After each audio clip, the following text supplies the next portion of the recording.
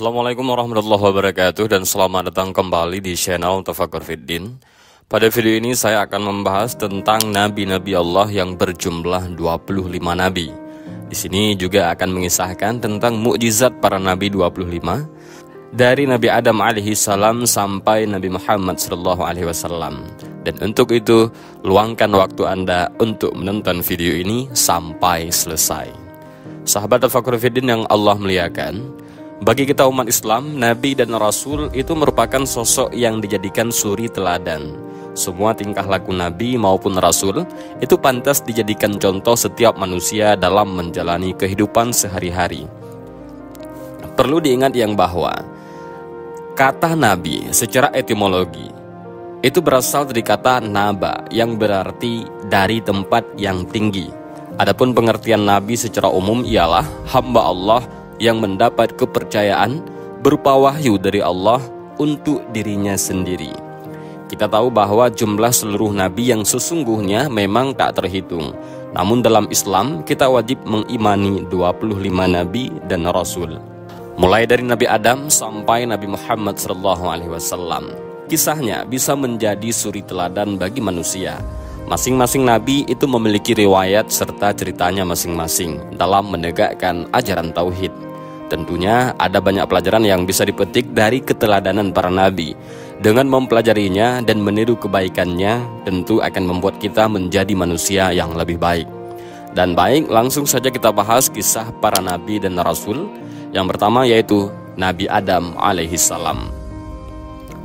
Allah subhanahu wa ta'ala menciptakan Nabi Adam sebagai manusia pertama di bumi. Sebagai umat Islam, mempercayai adanya Nabi dan Rasul merupakan salah satu rukun iman yang wajib kita imani. Penciptaan Nabi Adam itu dituliskan oleh Allah dalam Al-Quran. Di sana dijelaskan, para malaikat sempat bertanya tujuan penciptaan manusia yang bisa membuat kerusakan di bumi. Tapi Allah menjawab hal itu dengan bijaksana. Hal itu seperti yang tertera dalam Al-Quran surah Al-Baqarah ayat 30-39. Dan ingatlah ketika Tuhanmu berfirman kepada para malaikat, Aku hendak menjadikan khalifah di bumi. Mereka berkata, apakah engkau hendak menjadikan orang yang merusak dan menumpahkan darah di sana, sedangkan kami bertasbih memujimu dan menyucikan namamu? Dia berfirman, sungguh aku mengetahui apa yang tidak kamu ketahui. Begitulah kata Allah.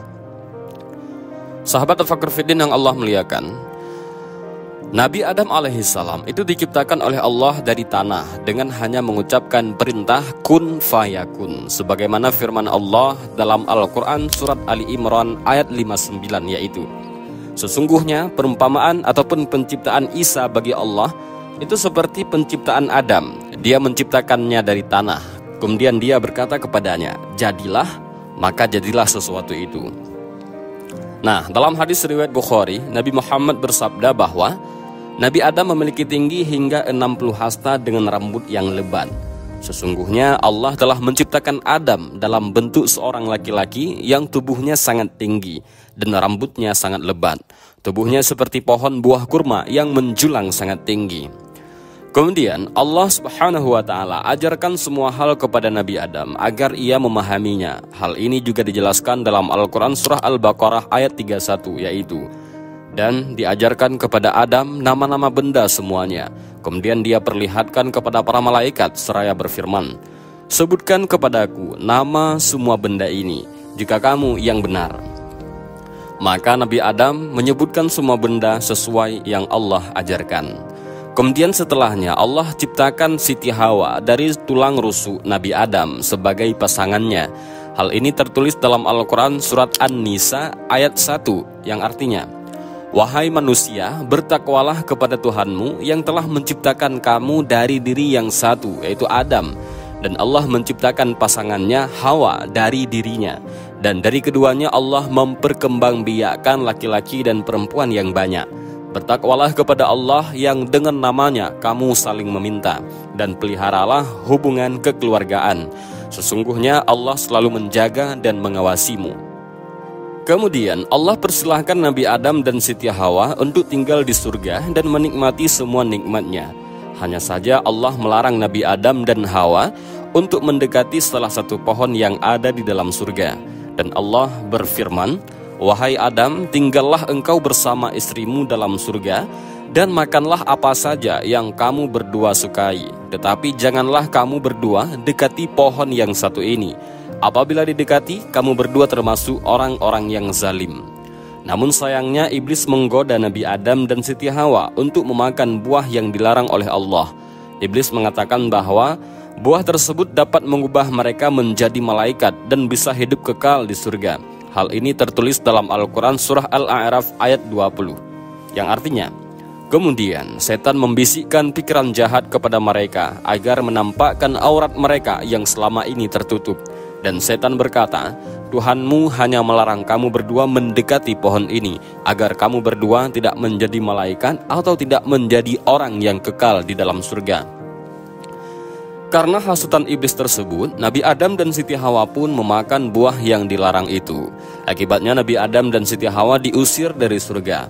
Mereka berdua pun diturunkan ke bumi dan dipisahkan satu sama lain, seperti yang tertulis dalam Al-Quran surah Al-Baqarah ayat 36.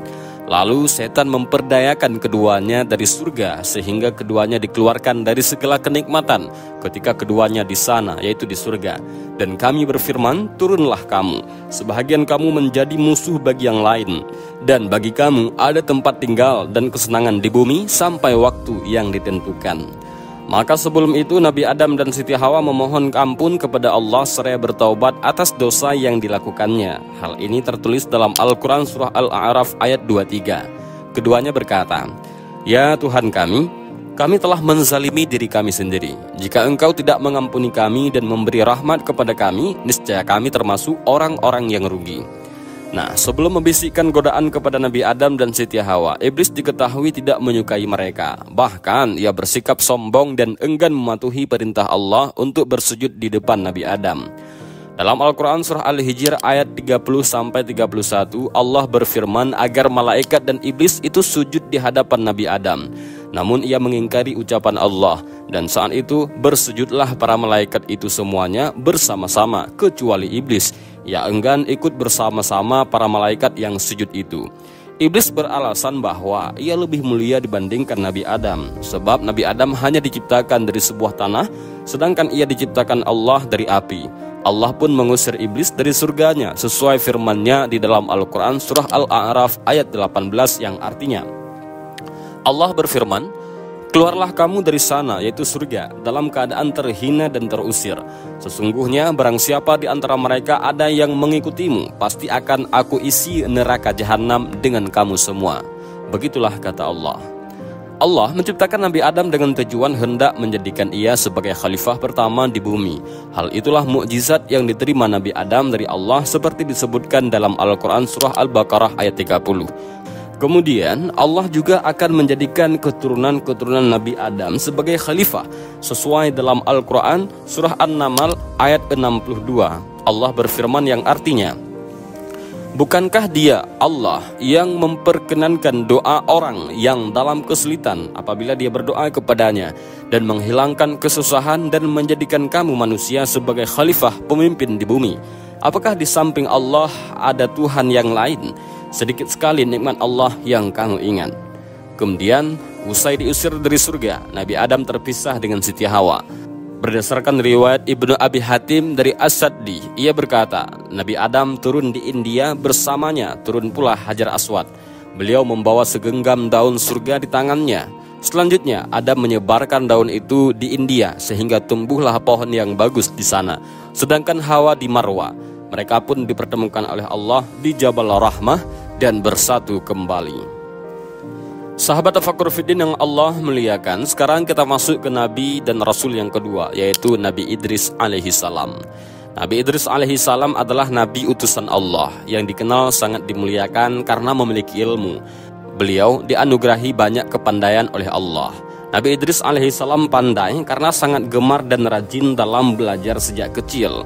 Nabi Idris lahir di Babylon, yaitu wilayah antara dua sungai. Nama asli Nabi Idris alaihi salam adalah Akhnuh ataupun Henoch ataupun Enoch. Pemberian nama Idris dipakai karena banyak mempelajari kitab-kitab dan mushaf Nabi Adam alaihi salam dan Syit. Kata Idris sendiri itu berasal dari bahasa Arab, yaitu dars, yang artinya pembelajaran, yang mengajarkan wahyu Allah. Nabi Idris menerima suhuf sebanyak 30 suhuf. Allah menurunkan 30 lembaran kitab suci ke Nabi Idris, yang isinya berupa pedoman dan ajaran untuk disampaikan kepada kaumnya. Jadi suatu ketika Nabi Idris ini berjumpa dengan malaikat Israel, yaitu malaikat pencabut nyawa. Kepada malaikat beliau meminta untuk diperlihatkan surga dan neraka. Maka atas izin Allah, Nabi Idris pun diberi kesempatan untuk masuk dan melihat surga dan neraka. Setelah melihat surga, Nabi Idris tidak ingin meninggalkan surga dan ingin menetap di sana. Berkat kesolehan serta kebaikannya, Allah pun menyetujui nyawa Nabi Idris dicabut dan mengabulkan dirinya untuk tinggal di surga dan kekal di dalamnya. Nah, sekarang kita masuk ke perjalanan dakwah Nabi Idris alaihissalam. Kaum Nabi Idris itu merupakan kaum Bani Qabil. Kaum tersebut merupakan keturunan Qabil yang tak menyembah Allah, karena mereka menyembah api. Jadi pada saat itu Nabi Idris sangatlah gigih dalam memperjuangkan agama Allah. Beliau selalu berdakwah kepada kaumnya dengan penuh kesabaran. Dalam perjalanan dakwahnya, Nabi Idris senantiasa mengalami berbagai macam rintangan.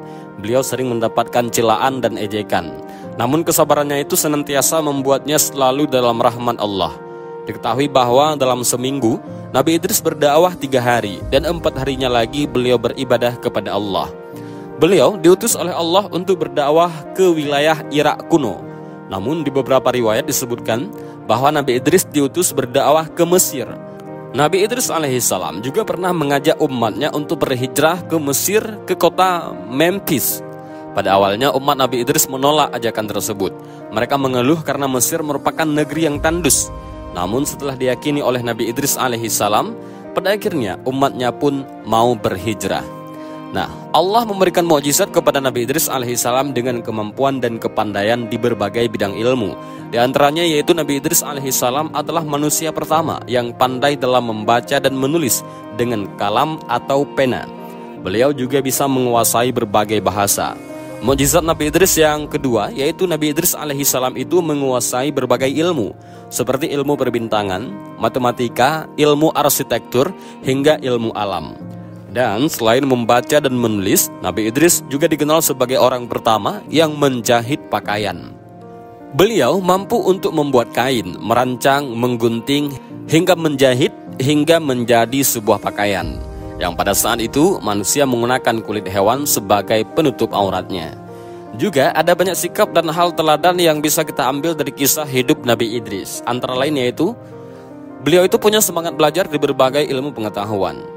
Telah disebutkan sebelumnya bahwa Nabi Idris banyak memiliki pengetahuan dan kemampuan. Allah juga menganugerahi Nabi Idris dengan kepandaian naik kuda serta cara berternak. Selanjutnya rendah hati. Nabi Idris tidak pernah sombong dan sangat mencintai kebenaran. Pasalnya hatinya dipenuhi dengan kebaikan dan kemuliaan. Kecerdasan, kepandaian, kegigihan, serta kecintaan terhadap kebenaran tentang Nabi Idris ini itu tertuang dalam Al-Quran surat Maryam ayat 56-57. Dan ceritakanlah hai Muhammad kepada mereka kisah Idris di dalam kitab ataupun Al-Quran. Sesungguhnya dia adalah seorang yang sangat mencintai kebenaran dan seorang nabi, dan kami telah mengangkatnya ke martabat yang tinggi. Al-Quran surah Maryam ayat 56-57.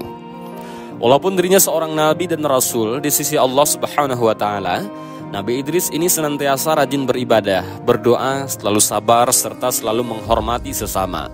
Beliau suka tertunduk, sujud, bahkan bisa menangis apabila mendengar atau dibacakan ayat-ayat Allah kepadanya. Selain cerdas dan pandai, Nabi Idris dikenal punya keberanian yang hebat. Beliau sering mencapai kemenangan di peperangan dan bahkan tak takut akan kematian. Oleh sebab itu, Nabi Idris diberi gelar Asadul Asad, yaitu singa dari segala singa. Selama berdakwah, Nabi Idris selalu mengajarkan ke kaumnya dengan penuh kesabaran dan semangat agar umatnya senantiasa mau mengerjakan sholat, zakat, dan puasa. Sejatinya, Allah sangat mencintai hambanya yang soleh, pandai, gigih, dan juga tetap rendah hati. Oleh karena itu, Allah memilih Nabi Idris menjadi nabi dan rasul untuk menyampaikan ajaran kebenaran kepada kaumnya. Cerita yang ketiga yaitu cerita Nabi Nuh alaihissalam.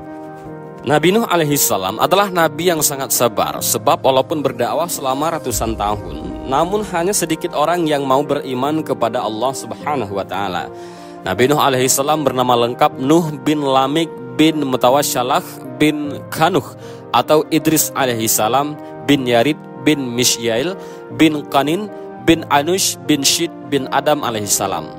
Menurut Ibnu Katsir dalam kitab Qasasul Anbiya, beliau lahir 146 tahun setelah Nabi Adam meninggal.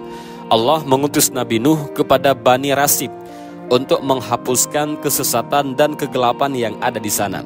Saat itu kaum Nabi Nuh menyekutukan Allah dengan menyembah patung-patung orang-orang saleh. Bani Rasib menjadikan Wad, Suwa, Yaghus, Ya'uq, dan Nasar, anak-anak Adam yang saleh, dengan meminta keberkahan dan rezeki dari mereka. Kemudian Allah mengutus Nabi Nuh alaihissalam sebagai rasul pertama untuk menyebarkan kebenaran. Dakwah Nabi Nuh alaihissalam itu berlangsung sangat lama, sebagaimana Allah berfirman dalam surat Al-Ankabut ayat 14. Selama 950 tahun ini, Nabi Nuh alaihissalam berdakwah dengan segala cara, tanpa mengenal waktu, siang dan malam, kala sepi maupun ramai, dengan kabar gembira maupun ancaman. Namun mereka tetaplah kaum yang sesat dan berlaku kejam.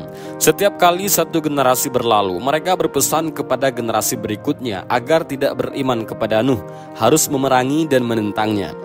Akhirnya Nabi Nuh alaihissalam putus asa mengharapkan kebaikan dan keberuntungan kaumnya yang sesat.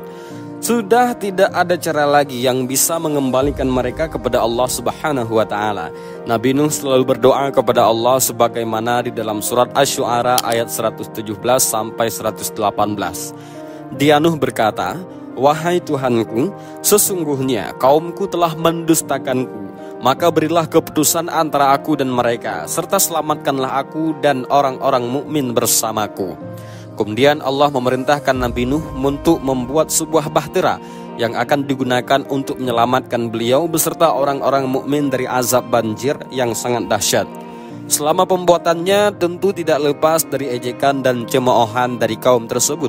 Namun hal itu tidak membuat kaum muslim dan Nabi Nuh alaihissalam berkecil hati, dan malah membuat mereka semakin giat dalam membangun kapal itu. Setelah kapal itu jadi, maka Allah menempati janjinya. Dia memerintahkan Nabi Nuh untuk memasukkan hewan dengan berpasang-pasangan dan orang mukmin untuk masuk ke dalam kapal, sebab dia akan segera menurunkan azabnya yang pedih. Allah mengirimkan hujan dari langit yang belum pernah dikenal di bumi sebelumnya, juga tidak akan pernah diturunkan lagi sesudahnya. Dia juga memerintahkan bumi untuk mengeluarkan air dari segala penjuru, sehingga seluruh permukaan bumi tertutup oleh air. Setelah berbulan-bulan berlayar di atas bahtera Nuh, air pun disurutkan, langit berhenti menurunkan hujan yang dahsyat, dan air yang keluar dari lubang di permukaan bumi pun ditutup. Banjir bandang itu telah usai. Seluruh orang kafir termasuk anak Nabi Nuh alaihissalam yaitu Kan'an binasa dalam azab Allah Subhanahu wa taala itu. Tinggallah orang-orang yang beriman kepada Allah dan Rasulnya yang selamat. Sahabat Tafakkur Fiddin yang Allah muliakan, sekarang kita bahas Nabi yang keempat, yaitu Nabi Hud alaihissalam. Nabi Hud alaihissalam memiliki garis keturunan yang sama dengan Nabi Nuh alaihissalam. Allah mengutus Nabi Hud kepada kaum Ad. Kaum Ad adalah kelompok yang musyrik dan ingkar kepada Allah Subhanahu wa taala, sebab mereka menyembah 3 berhala, yaitu Syamda, Syamud, dan Hira. Kaum Ad ini dikaruniai oleh Allah berbagai kekayaan, mulai dari tanah yang subur, sumber-sumber air yang mengalir dari berbagai penjuru dan memudahkan mereka bercocok tanam, serta tempat tinggal mereka yang dikelilingi dengan kebun bunga. Kaum Ad hidup dengan makmur, sejahtera, serta bahagia. Mereka bahkan menjadi suku terbesar di antara suku-suku yang hidup di sekelilingnya. Tak sampai di situ, Allah bahkan menganugerahkan kaum Ad tubuh yang kuat dan kekar, sehingga memudahkan mereka untuk bekerja keras. Mereka juga memiliki pengetahuan dan kebudayaan yang tinggi. Dengan ragam kenikmatan yang Allah berikan, mereka tidak pernah bersyukur. Tingginya ilmu pengetahuan dan kebudayaan tidak membuat mereka percaya akan keberadaan Allah sebagai Tuhan yang Maha Esa. Kaum Ad meyakini bahwa patung-patung yang mereka sembah merupakan Tuhan mereka. Nabi Hud diutus pada kaum yang banyak menyimpang dari nabi-nabi sebelumnya. Allah mengutuskan Hud alaihissalam untuk mengingatkan kembali ajaran-ajaran nabi yang sebelumnya, agar mereka kembali ke jalan yang benar. Sebab kaum Ad sudah tidak menyembah Allah dan melakukan berbagai perbuatan syirik serta tahayul. Namun dakwah Nabi Hud alaihissalam ditolak oleh kaum Ad dengan ragam alasan. Bahkan mereka tak segan melontarkan tuduhan, ejekan serta hinaan kepada sang Nabi. Sebagai utusan Allah, Hud bersabar atas apa yang dikatakan oleh kaumnya. Kaum Ad berdalih tidak akan mengubah kebiasaan mereka menyembah berhala, karena hal itu merupakan warisan nenek moyang mereka. Bahkan mereka mengatakan seharusnya Nabi Hud alaihissalam kembali kepada aturan nenek moyang dan menyembah berhala. Meski tidak menyerah dalam menyampaikan dakwah, kaum Ad tidak menggubris Nabi Hud alaihissalam. Mereka menghina dan merendahkan Hud alaihissalam hingga mengatakan beliau tidak memiliki kelebihan apapun dibanding mereka. Nabi Hud alaihissalam lalu berkata bahwa Allah akan segera menurunkan azabnya bagi kaum Ad yang tidak beriman kepadanya. Alih-alih percaya pada peringatan Hud alaihissalam, kaum Ad justru semakin sombong dan kufur sambil menyebut mereka tidak akan ditimpa azab. Kemudian Allah menurunkan azab kepada kaum Ad melalui dua tahap. Pertama, ladang-ladang dan kebun mereka mengalami kekeringan. Pada keadaan itu Nabi Hud alaihissalam berusaha meyakinkan kaumnya bahwa kekeringan tersebut merupakan azab Allah yang berikan. Namun tetap saja perkataan Nabi Hud alaihissalam tidak digubris oleh kaum Ad. Mereka bahkan berdoa dan memohon perlindungan kepada berhala-berhala yang mereka sembah. Selanjutnya, tahapan kedua dari azab yang Allah timpa pada kaum Ad adalah munculnya gumpalan awan dan awan hitam yang tebal di atas mereka. Melihat hal itu, kaum Ad sempat gembira karena menganggap akan turun hujan dan membasahi ladang mereka yang mengalami kekeringan. Menyaksikan hal ini, Nabi Hud alaihissalam lalu berkata bahwa awan hitam tersebut bukanlah awan hitam rahmat, melainkan membawa kehancuran sebagai balasan yang Allah janjikan. Dalam surah Al-Ahqaf ayat 24, Allah berfirman yang artinya, maka tatkala mereka melihat azab itu berupa awan yang menuju ke lembah-lembah mereka, berkata mereka, inilah awan yang akan menurunkan hujan kepada kami. Bukan, bahkan itulah azab yang kamu minta supaya datang dengan segera, yaitu angin yang mengandung azab yang pedih. Allah Subhanahu wa Ta'ala memberikan kaum Ad azab berupa angin topan dan badai hebat. Saking dahsyatnya, bencana itu berlangsung hingga 8 hari 7 malam yang berujung melenyapkan kaum Ad tanpa sisa. Dalam peristiwa itu, Nabi Hud alaihissalam beserta sahabatnya yang beriman mendapat perlindungan dari Allah. Setelah cuaca tenang, Hud alaihissalam pergi hijrah ke Hadramaut dan menghabiskan sisa hidupnya di sana hingga wafat. Selanjutnya, Nabi yang kelima yaitu Nabi Saleh alaihissalam. Nabi Saleh alaihissalam diturunkan setelah masa kenabian Nabi Hud alaihissalam berakhir. Nabi Saleh diutus Allah untuk berdakwah kepada kaum Samud, salah satu keturunan dari Nabi Nuh alaihissalam. Kaum Samud diberi kelebihan oleh Allah berupa fisik yang kuat. Mereka mampu mengukir dan memahat gunung-gunung berbatu sehingga menjadi indah. Mereka juga diberikan kepandaian untuk mendirikan bangunan yang tinggi dan kokoh sebagai tempat tinggal. Kaum Samud hidup makmur di tanah yang subur. Mereka bercocok tanam, memelihara hewan ternak dan hidup tanpa kelaparan. Namun cara hidup kaum Samud jauh dari petunjuk Allah Subhanahu wa Ta'ala. Kepandaian tersebut membuat kaum Samud menjadi sombong dan selalu membanggakan dirinya sendiri.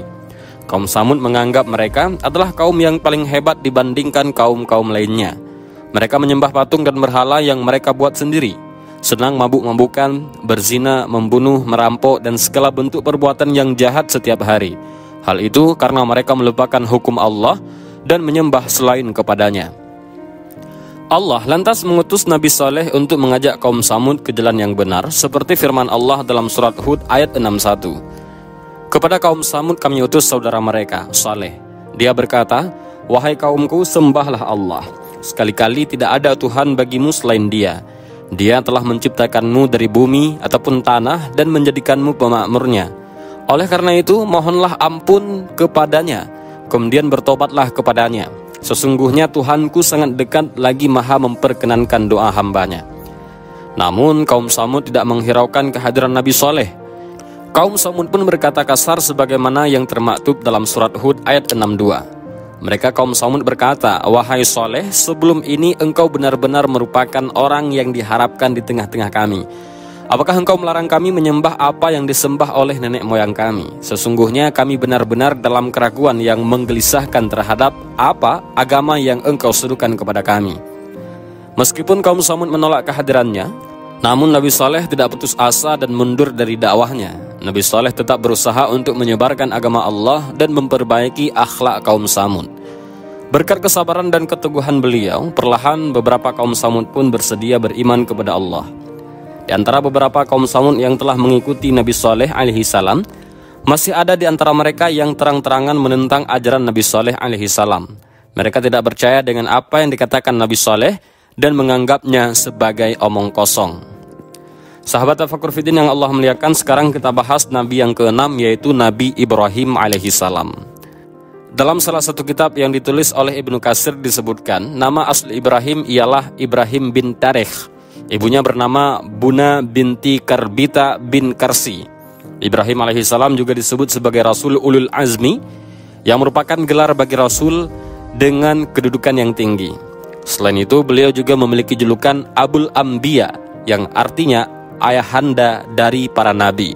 Putranya merupakan seorang nabi yang tak lain adalah Ismail dan Ishak.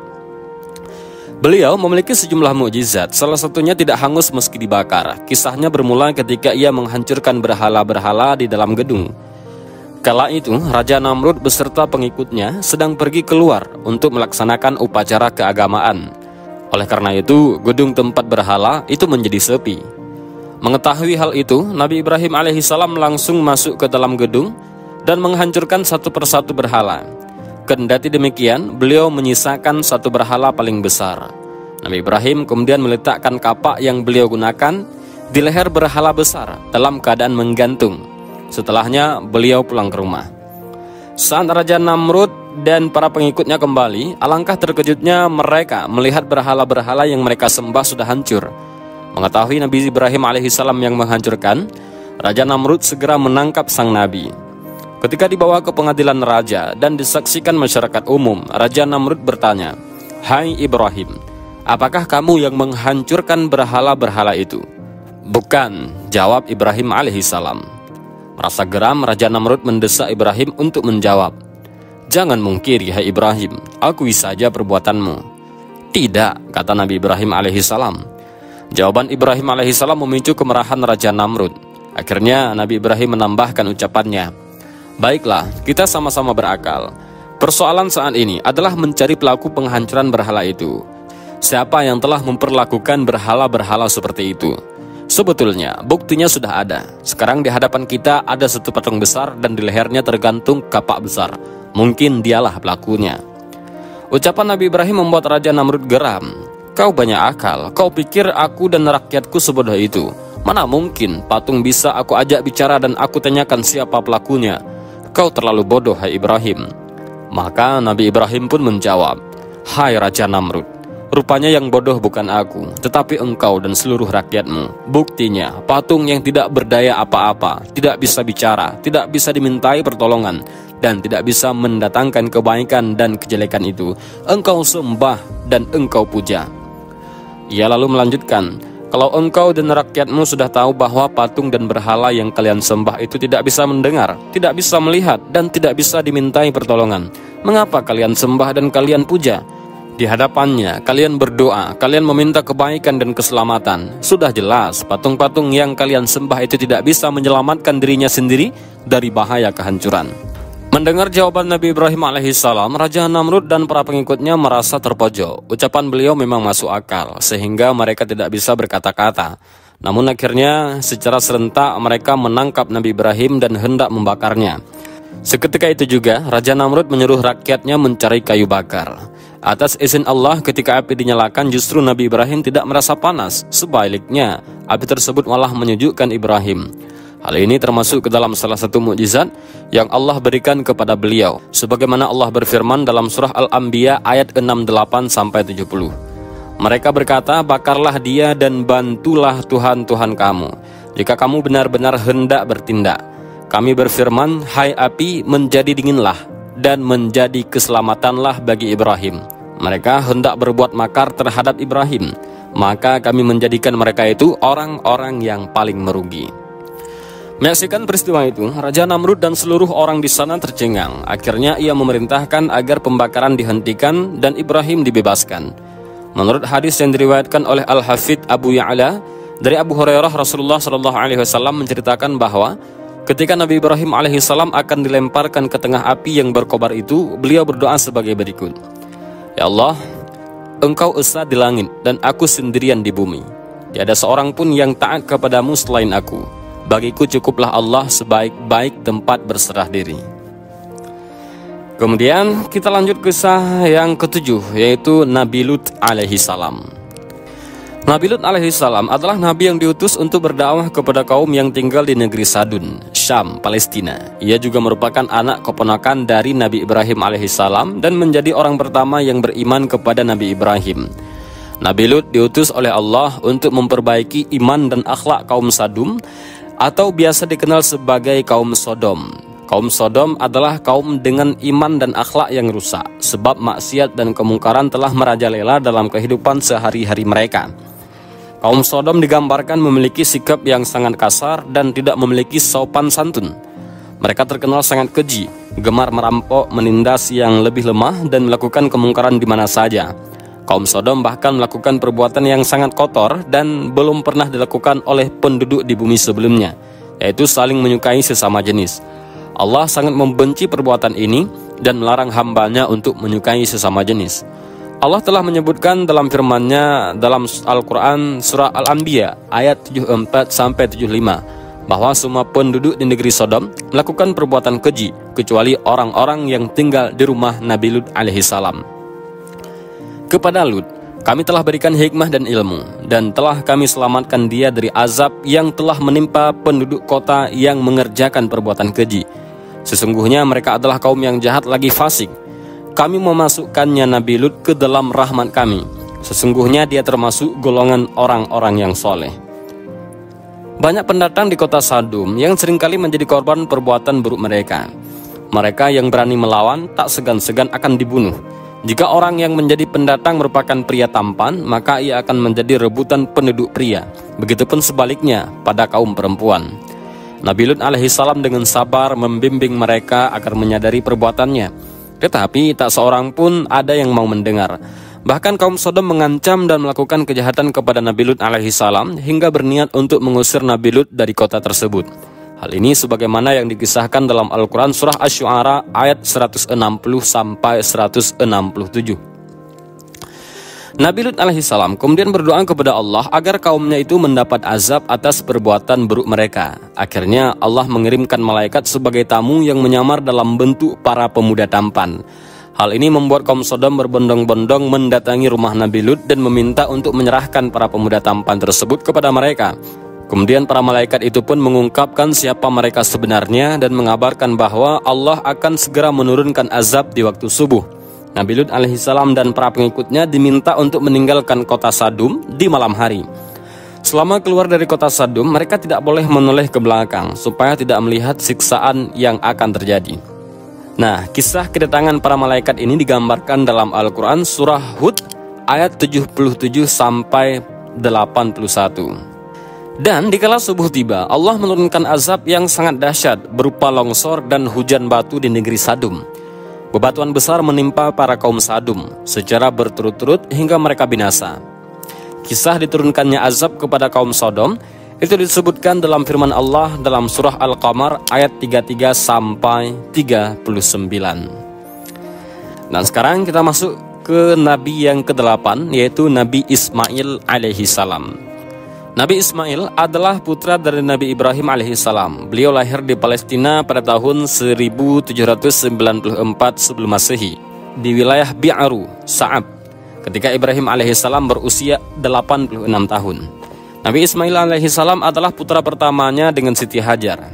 Kala itu Nabi Ibrahim alaihissalam sudah puluhan tahun pindah ke Palestina, namun belum juga dikaruniai keturunan oleh Allah Subhanahu wa Ta'ala. Akhirnya beliau berdoa seperti yang tercantum dalam surah As-Saffat ayat 100-101. Ibrahim berdoa, "Ya Tuhanku, anugerahkanlah kepadaku keturunan yang termasuk orang-orang soleh." Maka kami memberi kabar gembira kepadanya dengan kelahiran seorang anak, Ismail, yang santun. Semasa kecilnya, Nabi Ismail alaihissalam memiliki perangai yang santun dan soleh. Beliau selalu taat kepada Allah dan kedua orang tuanya. Sejak kelahirannya sudah banyak tanda kenabian yang Allah perlihatkan di diri Nabi Ismail. Salah satunya seperti keluarnya air Zam-Zam ketika ia menghentakkan kakinya sewaktu bayi. Kisah kemunculan air Zam-Zam bermula dari Siti Hajar dan Ismail alaihissalam kecil yang tinggal di gurun pasir atas perintah Allah Subhanahu wa taala. Jadi kala itu Nabi Ibrahim alaihissalam diperintahkan oleh Allah untuk meninggalkan anak dan istrinya di gurun pasir sekaligus menjauh dari Palestina. Suatu hari mereka kehabisan persediaan air. Nabi Ismail alaihissalam yang tak mendapat susu dari Siti Hajar pun menangis kelaparan karena air susu ibunya tak keluar.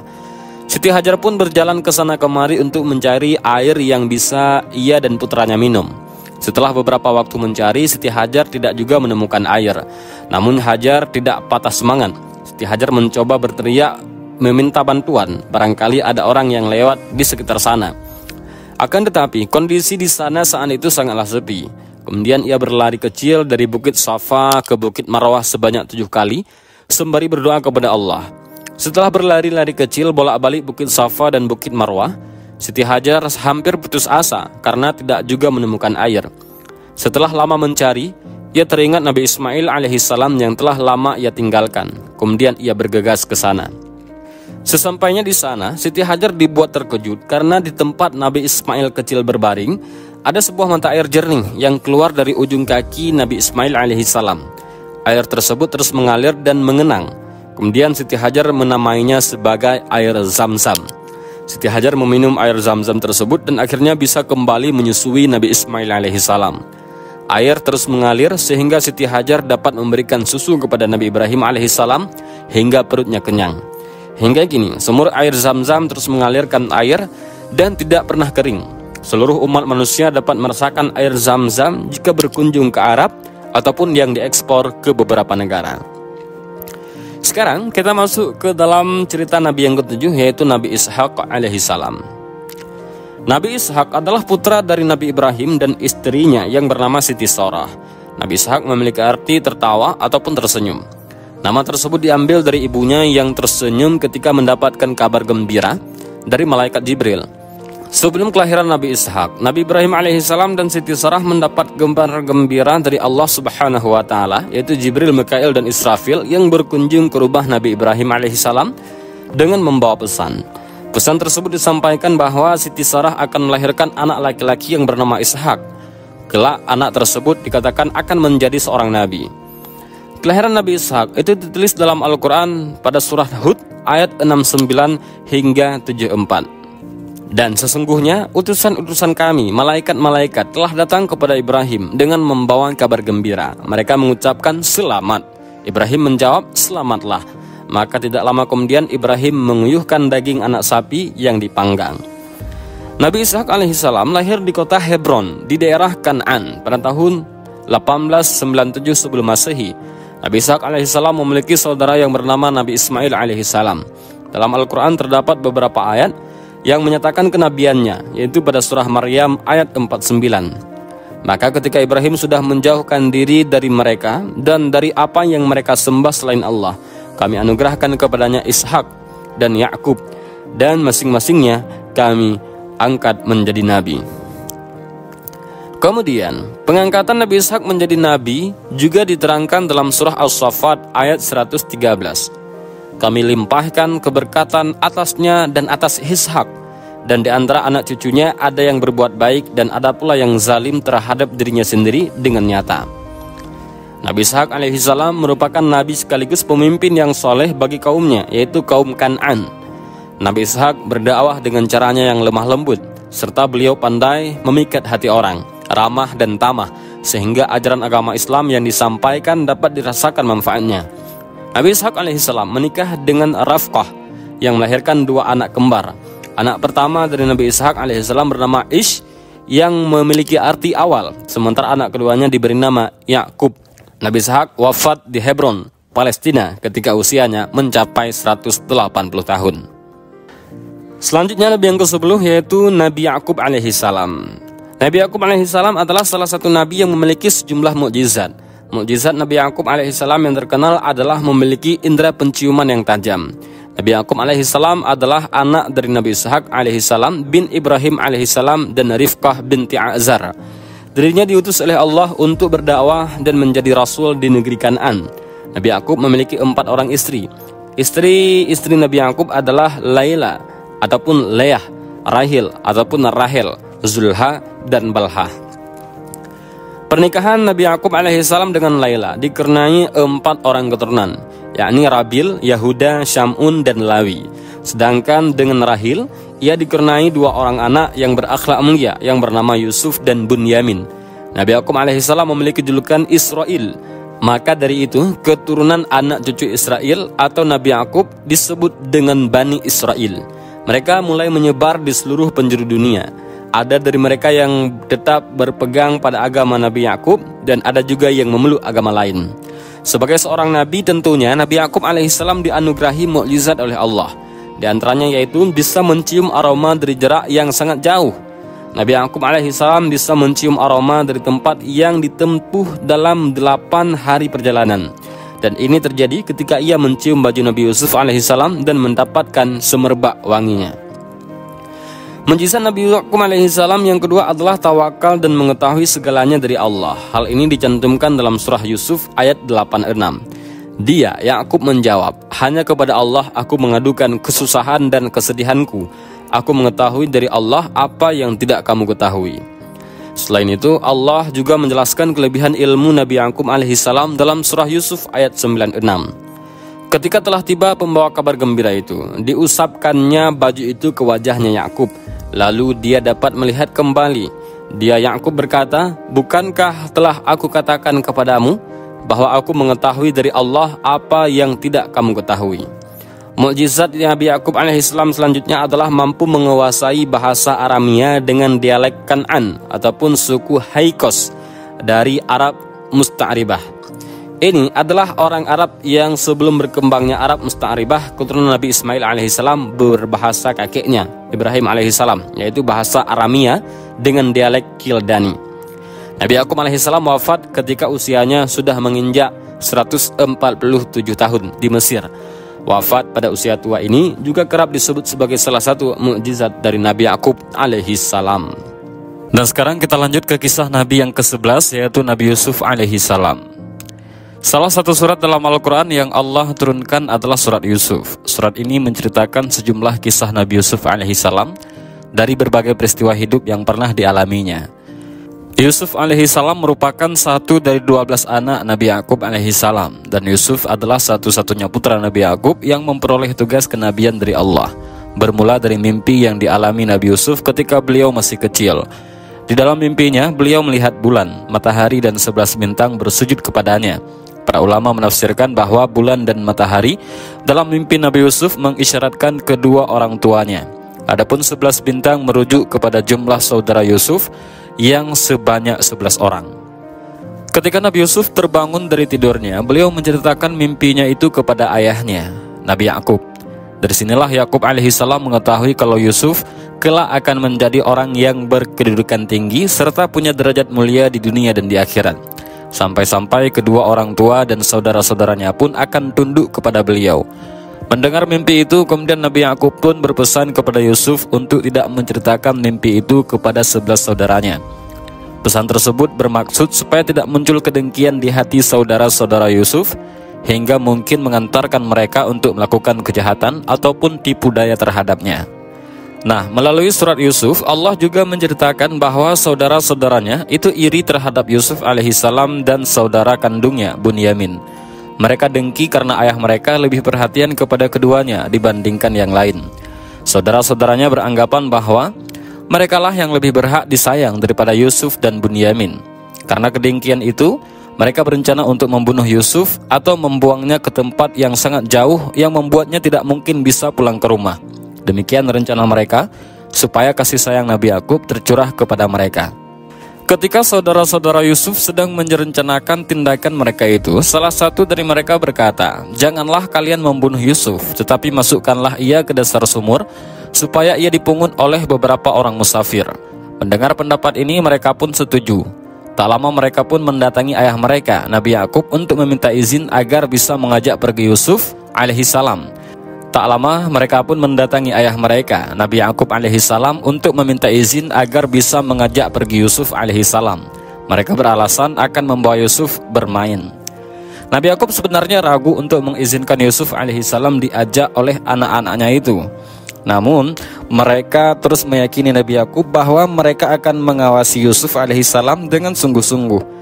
Dengan berat hati akhirnya Nabi Yakub memberi izin kepada mereka untuk membawa Yusuf agar pergi. Di perjalanan, saudara-saudara Yusuf mulai melancarkan rencana mereka. Mulanya mereka menghina dan mencaci maki Yusuf dengan tindakan dan ucapan. Lalu saat melihat sebuah sumur yang cukup jauh dari rumah mereka, mereka pun memasukkan Yusuf ke dalamnya. Setelah berhasil memasukkannya ke dalam sumur, saudara-saudaranya mengambil baju Yusuf dan melumurinya dengan darah kambing. Kemudian mereka pulang ke rumah dan menemui Nabi Yakub untuk melapor kejadian palsu. Mereka bersedih seraya menangis di hadapan ayah mereka dan menjelaskan bahwa Yusuf alaihissalam dimangsa serigala. Lalu mereka memperlihatkan baju Yusuf alaihissalam yang telah berlumuran darah sebagai pembuktian kepada ayahnya. Sebenarnya Nabi Yakub tidak percaya begitu saja terhadap pengakuan anak-anaknya. Namun Yakub alaihissalam hanya bisa berpasrah dan menyerahkan segalanya kepada Allah Subhanahu wa taala. Dan kalau saudara-saudaranya telah pergi meninggalkannya, Yusuf alaihissalam duduk di dalam sumur sembari menunggu pertolongan Allah kepadanya. Beberapa lama kemudian datanglah para musafir ke sumur yang ada Yusuf di dalamnya. Musafir ini adalah rombongan pedagang dari Syam yang hendak menuju Mesir. Saat salah satu dari mereka mengambil air dari sumur dengan mengulurkan tali timba ke dalam lalu menariknya kembali ke atas, tiba-tiba Yusuf alaihissalam menggelantungkan diri pada tali timba itu. Musafir penarik tali timba melihat seorang anak yang tertarik bersama timbanya. Lalu ia merasa senang karena bisa menjadikannya sebagai barang dagangan. Mereka hendak menjual Yusuf, tepatnya sebagai budak ketika telah sampai di Mesir. Tiba di tempat tujuan, para musafir menjual Yusuf alaihissalam dengan harga murah kepada sepasang suami istri. Ternyata yang membeli Yusuf adalah orang yang terkenal dan terhormat. Dikatakan ia adalah seorang menteri dengan jabatan tinggi. Suaminya dikenal dengan sebutan Al-Aziz, sementara istrinya dikenal dengan nama Zulaikha. Setelah dibeli oleh sepasang suami istri, Yusuf alaihissalam tinggal di rumah mereka dan menjadi hamba sahaya yang melayani mereka. Hingga usianya dewasa dan ketampanannya bersinar, Yusuf alaihissalam tetap melayani tuan pejabat beserta istrinya tersebut. Namun pada suatu waktu, istri dari tuannya, Yusuf alaihissalam itu merayu dan mengajak Yusuf untuk melakukan perbuatan yang tak pantas. Padahal istri tuannya adalah wanita cantik, kaya, masih muda, dan berkedudukan tinggi. Diceritakan, wanita itu menutup pintu kamar yang di dalamnya hanya ada dirinya dan Yusuf alaihissalam. Ia tertarik dan terus menggoda Yusuf lantaran penampilan dan ketampanannya yang menawan. Dalam kondisi ini, Yusuf memohon perlindungan kepada Allah dan coba menghindar serta pergi dari kamar itu. Yusuf kemudian lari menuju pintu untuk menjauh, dan istri tuannya mengejarnya sambil menarik baju Yusuf dari belakang hingga robek. Di saat yang sama, Al-Aziz yang merupakan tuannya Yusuf alaihissalam tiba-tiba muncul dan memergoki mereka berdua. Istri tuannya kemudian menuduh Yusuf telah menggoda dirinya dan mengaku sebagai korban. Istri tuannya terus membela diri dan menuduh Yusuf. Namun Yusuf berkata bahwa dirinya tak melakukan hal demikian. Beliau menjelaskan yang sebenarnya menggoda adalah istri Al-Aziz tersebut. Al-Aziz pun bingung dalam menengahinya. Kemudian ada seorang yang berpendapat, jika baju gamisnya Yusuf koyak di depan, wanita itu benar dan Yusuf termasuk orang yang dusta.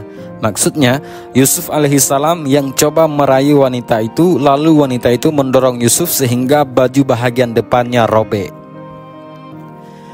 Orang itu kembali mengatakan, akan tetapi jika baju gamisnya Yusuf koyak di belakang, wanita itulah yang dusta dan Yusuf termasuk orang-orang yang benar. Maksudnya Yusuf alaihissalam berusaha melarikan diri dari godaan wanita itu. Karenanya wanita itu mengejar dan menarik baju Yusuf dari belakang hingga sobek. Mendengar demikian, tuannya kemudian melihat bahwa baju belakang Yusuf yang robek. Kemudian Al-Aziz menegur istrinya dan berkata kepada Yusuf untuk tidak menceritakan peristiwa tersebut kepada siapapun. Setelah kejadian itu, istri tuannya yakni Zulaikha memanggil teman-temannya ke rumah. Ia ingin menunjukkan ketampanan Yusuf alaihissalam yang membuatnya tertarik dan ingin menggoda. Melihat para serupawan Yusuf alaihissalam, teman-teman Zulaikha pun ternganga hingga tak sadar membuat mereka mengiris jari-jari tangannya sendiri. Mendengar tragedi sebelumnya antara Zulaikha dan Yusuf alaihissalam, teman-temannya itu pun menyebarluaskan kabar tersebut hingga membuat heboh sekitar. Melihat kenyataan tersebut, Al-Aziz dan Zulaikha sepakat untuk memenjarakan Yusuf agar muncul opini bahwa Yusuflah yang menggoda istri tuannya. Lalu masuklah Yusuf ke dalam penjara. Di sana beliau hanya bisa bersabar dan memohon pertolongan Allah. Para ulama berbeda pendapat terkait jangka waktu di penjaranya Yusuf. Ada yang mengatakan 3, 7, bahkan 10 tahun. Di dalam penjara Yusuf bertemu dengan 2 orang mantan pelayan raja. Keduanya kagum dengan kecerdasan, ucapan, dan perbuatan yang dimiliki Yusuf. Ketika kedua orang itu bermimpi, mereka meminta Yusuf untuk mewakilkan mimpi mereka. Mereka takjub akan tafsiran mimpi yang ditakwilkan Yusuf alaihissalam. Padahal Yusuf sendiri mengatakan bahwa kemampuannya itu berasal dari Allah, Tuhan yang ia imani.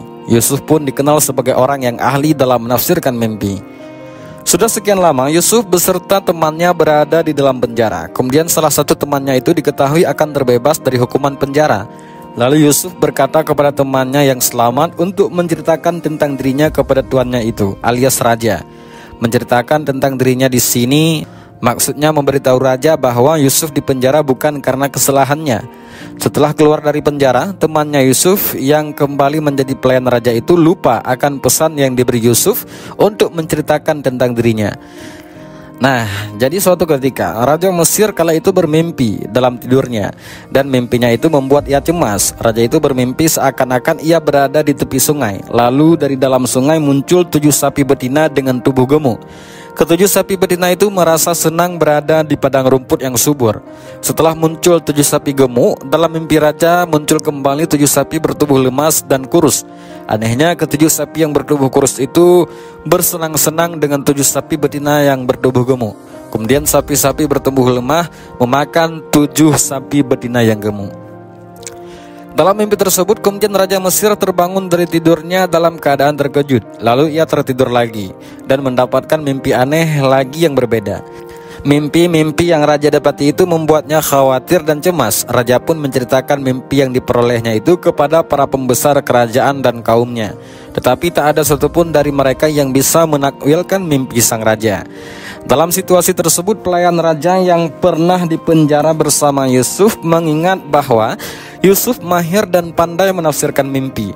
Kemudian ia berkata kepada sang raja dan kaumnya, "Aku akan memberitakan kepada kalian tentang orang yang pandai menakwilkan mimpi itu, maka utuslah aku kepadanya." Raja pun memperbolehkan dan mengutus si pelayan untuk menemui Yusuf alaihissalam di penjara. Setelah itu Yusuf pun dibawa menemui raja. Raja Mesir itu menceritakan mimpinya tentang 7 sapi gemuk dan 7 sapi lemah kepada Yusuf. Di hadapan raja, Yusuf pun menakwilkan bahwa akan datang musim subur dan makmur selama 7 tahun. Setelah itu datanglah musim penceklik yang penuh kesulitan selama 7 tahun pula. Selain menafsirkan mimpi raja, Yusuf pun juga memberikan solusi terbaik bagi mereka untuk mengatasi krisis yang akan terjadi. Beliau memberikan gambaran jelas kepada mereka tentang kondisi yang terjadi ketika datang tahun-tahun dipenuhi dengan kemakmuran dan tahun-tahun yang diwarnai kekeringan atau penceklik. Setelah mendengar kepandaian dan kecermatan Yusuf dalam menakwilkan mimpi dan memberi solusi, Raja Mesir menawarkan Yusuf untuk terlepas dari berbagai tuduhan yang disandarkan kepadanya dan yang membuatnya dimasukkan ke penjara. Namun Yusuf menolak dan meminta raja untuk mengkonfirmasi kebenaran dari tuduhan tersebut terlebih dahulu kepada tuan dan istri tuannya yang terdahulu, yakni Al-Aziz dan Zulaikha. Setelah raja mengkonfirmasi kepada mereka, didapati bahwa tuduhan tersebut adalah palsu dan Yusuf tidaklah bersalah. Yusuf tidak pernah menggoda maupun merayu Zulaikha, melainkan beliau adalah orang yang baik lagi terpuji. Setelah jelas tidak bersalah, Raja Mesir kala itu membebaskan Yusuf dari penjara dan membersihkan nama baiknya yang tercoreng akibat tuduhan palsu. Setelah bebas dari penjara, Raja Mesir berkata kepada Yusuf, "Sesungguhnya kamu mulai hari ini menjadi orang yang berkedudukan tinggi dan dipercayai di sisi kami." Yusuf pun kemudian berkata kepada raja, "Jadikan aku bendaharawan negara Mesir. Sesungguhnya aku adalah orang yang pandai, menjaga dan berpengetahuan."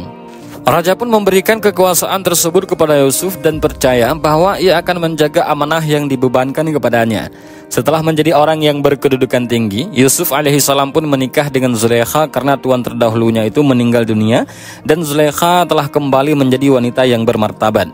Dikatakan bahwa Zulaikha juga masih saudara dengan Raja Mesir.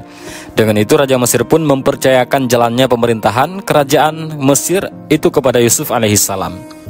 Setelah beberapa lama Yusuf alaihissalam memerintah dan kala Mesir dilanda pencekli, 10 saudara Yusuf alaihissalam yang dulunya membuangnya ke dalam sumur itu datang ke istana untuk menukar bahan makanan. Saudara-saudaranya tidak mengenali Yusuf alaihissalam yang telah menjadi penguasa Mesir tersebut karena telah terpisah puluhan tahun. Namun ketika mereka memasuki istana, Yusuf alaihissalam mengenali mereka. Mereka menjelaskan maksud kedatangan mereka, yakni untuk menukar bahan makanan kepada Yusuf alaihissalam karena terjadi musim pencekli. Mereka juga menerangkan keadaan keluarga hingga jumlah anggota keluarga mereka. Yusuf alaihissalam pun memberikan bahan makanan kepada mereka.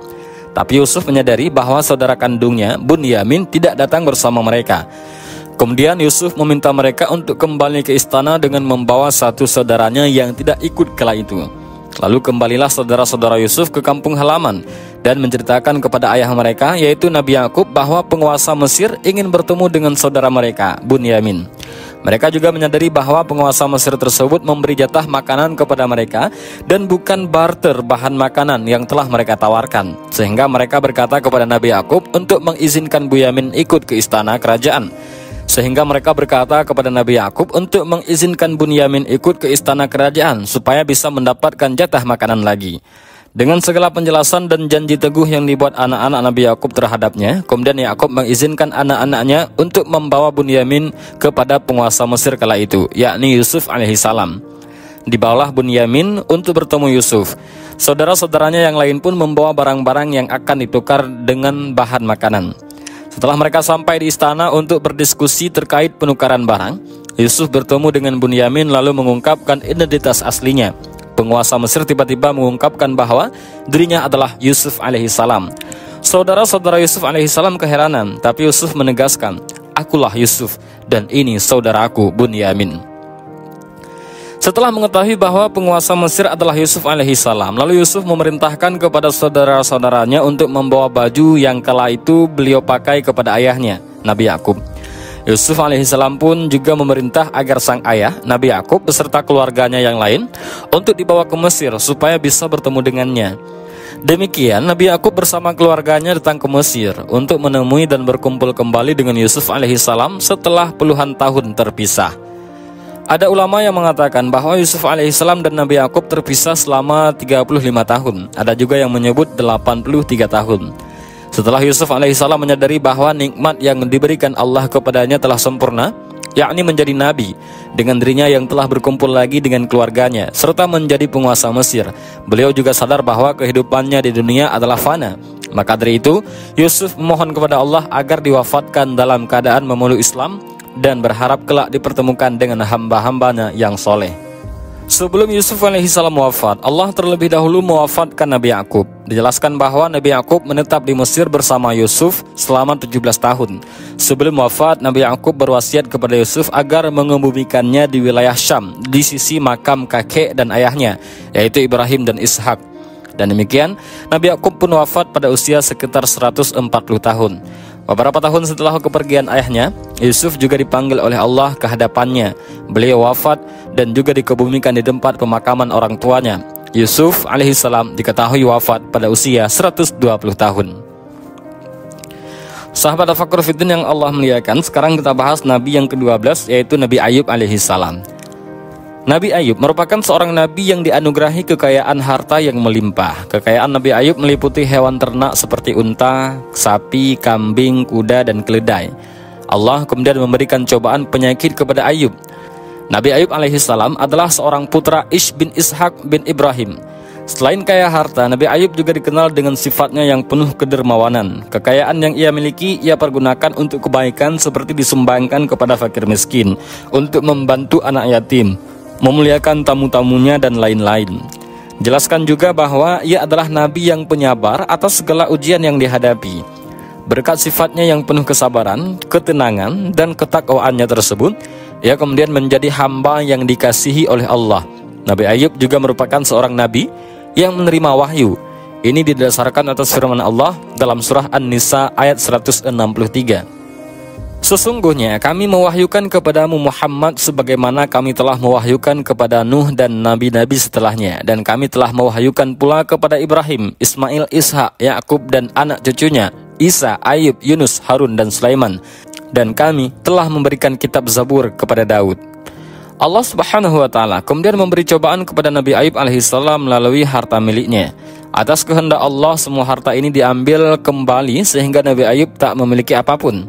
Selain itu, tubuhnya juga diuji dengan segala macam penyakit, dan yang sehat hanya hati dan lidahnya.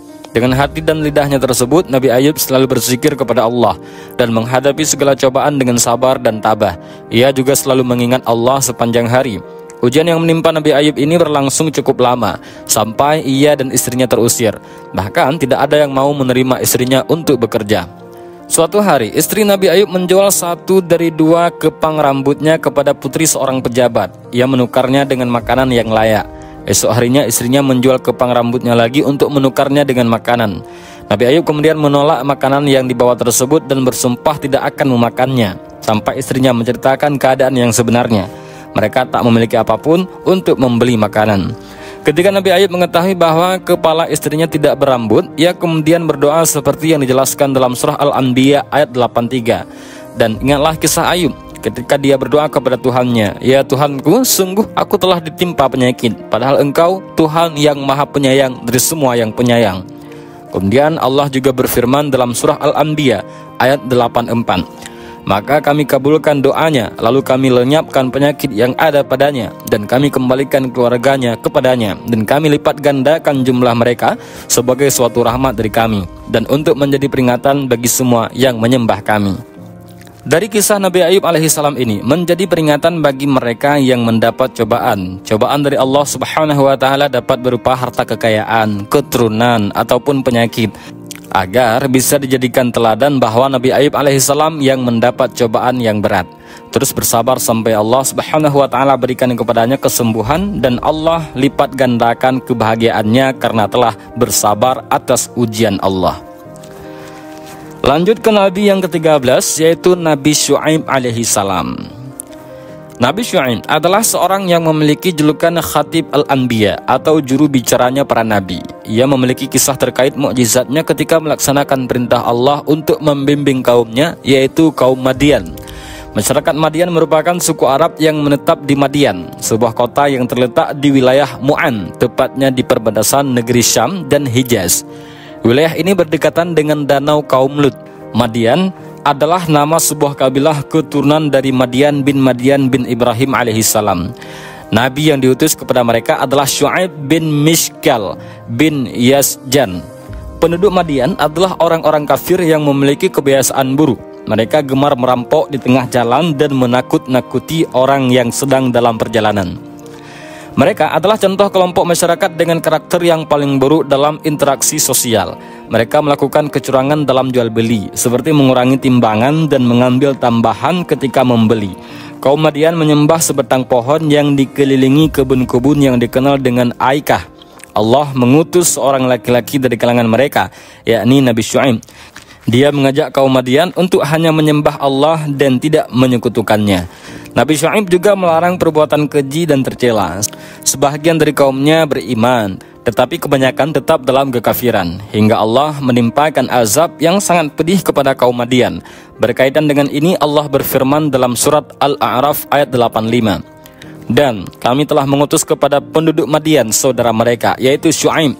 Ia berkata, "Wahai kaumku, sembahlah Allah, tidak ada Tuhan bagi kalian selain Dia. Sesungguhnya telah datang kepada kalian bukti yang nyata dari Tuhan kalian." Ibnu Katsir menjelaskan, melalui ayat tersebut Allah telah memberikan bukti kebenaran melalui mukjizat yang diberikan kepada Nabi Syuaib. Walaupun berita tentang mukjizat beliau tidak sampai kepada kita secara detail, ayat tadi telah membuktikan adanya mukjizat itu meskipun bersifat umum. Kaum Madian tidak mengindahkan perintah Nabi Syuaib alaihissalam, bahkan mencemoohnya. Mereka menganggap Nabi Syuaib sudah gila dan perkataannya dusta belaka.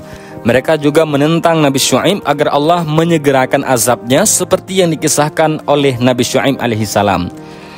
Kemudian Nabi Syuaib pun berdoa kepada Allah agar menurunkan azab kepada Madian.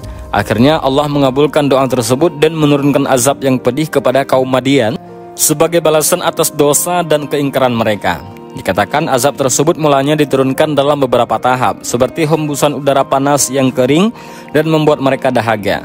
Terjadinya gempa bumi yang dahsyat hingga akhirnya membinasakan kaum Madian.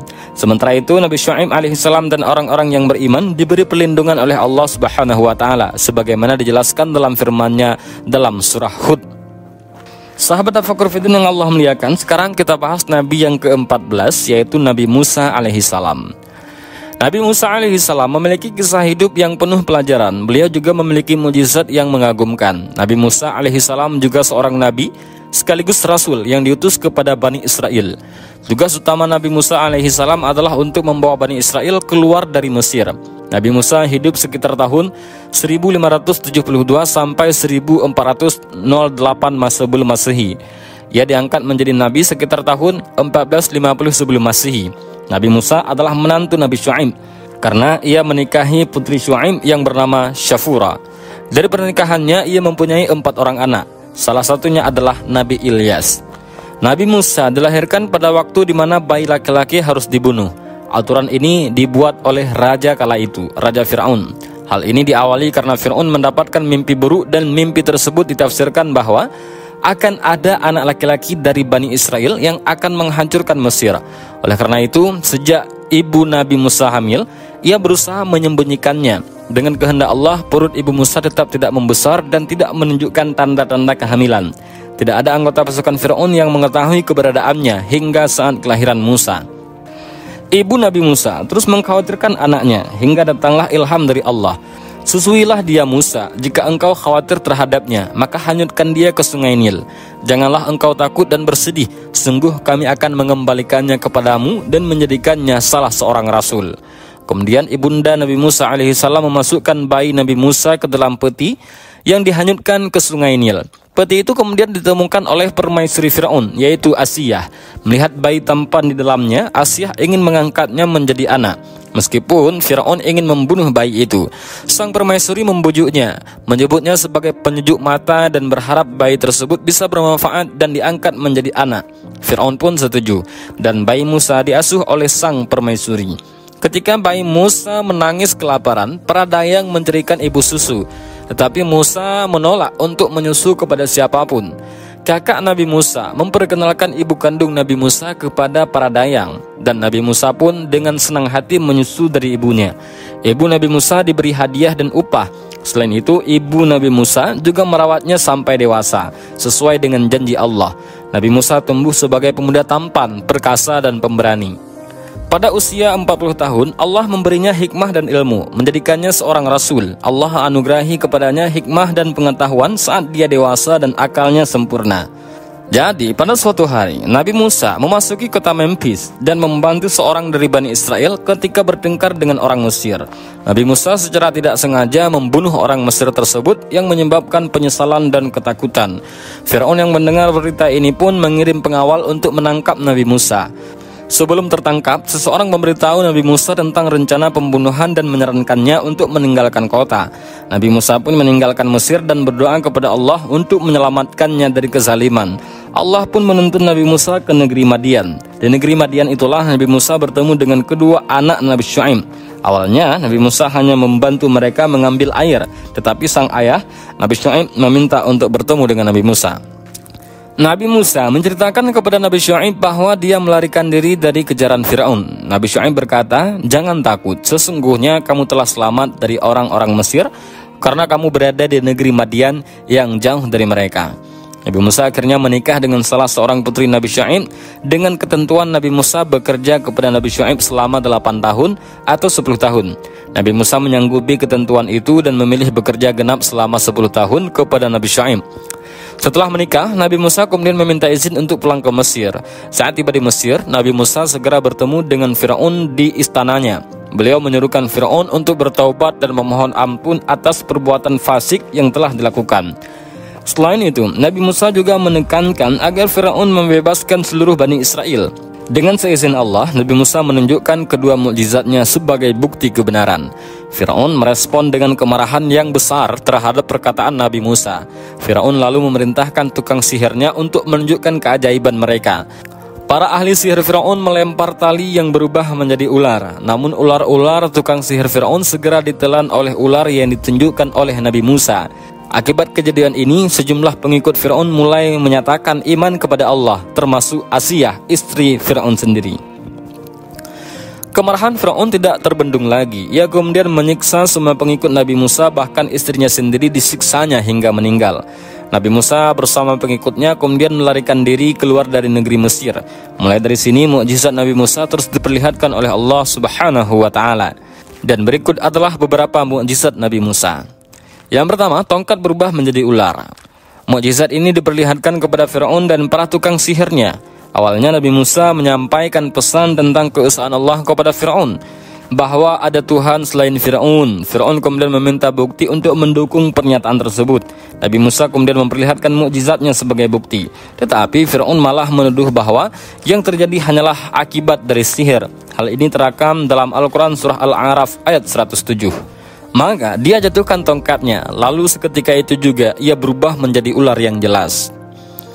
Seketika itu tongkat menjadi ular jantan, terbang ke langit setinggi 1 mil. Kemudian ia turun menuju kepada Firaun. Maka waktu itu Firaun berkata, "Demi Tuhan yang telah mengutus engkau, ambillah ular ini." Maka Nabi Musa mengambilnya, lalu ular itu kembali menjadi tongkat. Mukjizat yang kedua yaitu tangan yang bercahaya.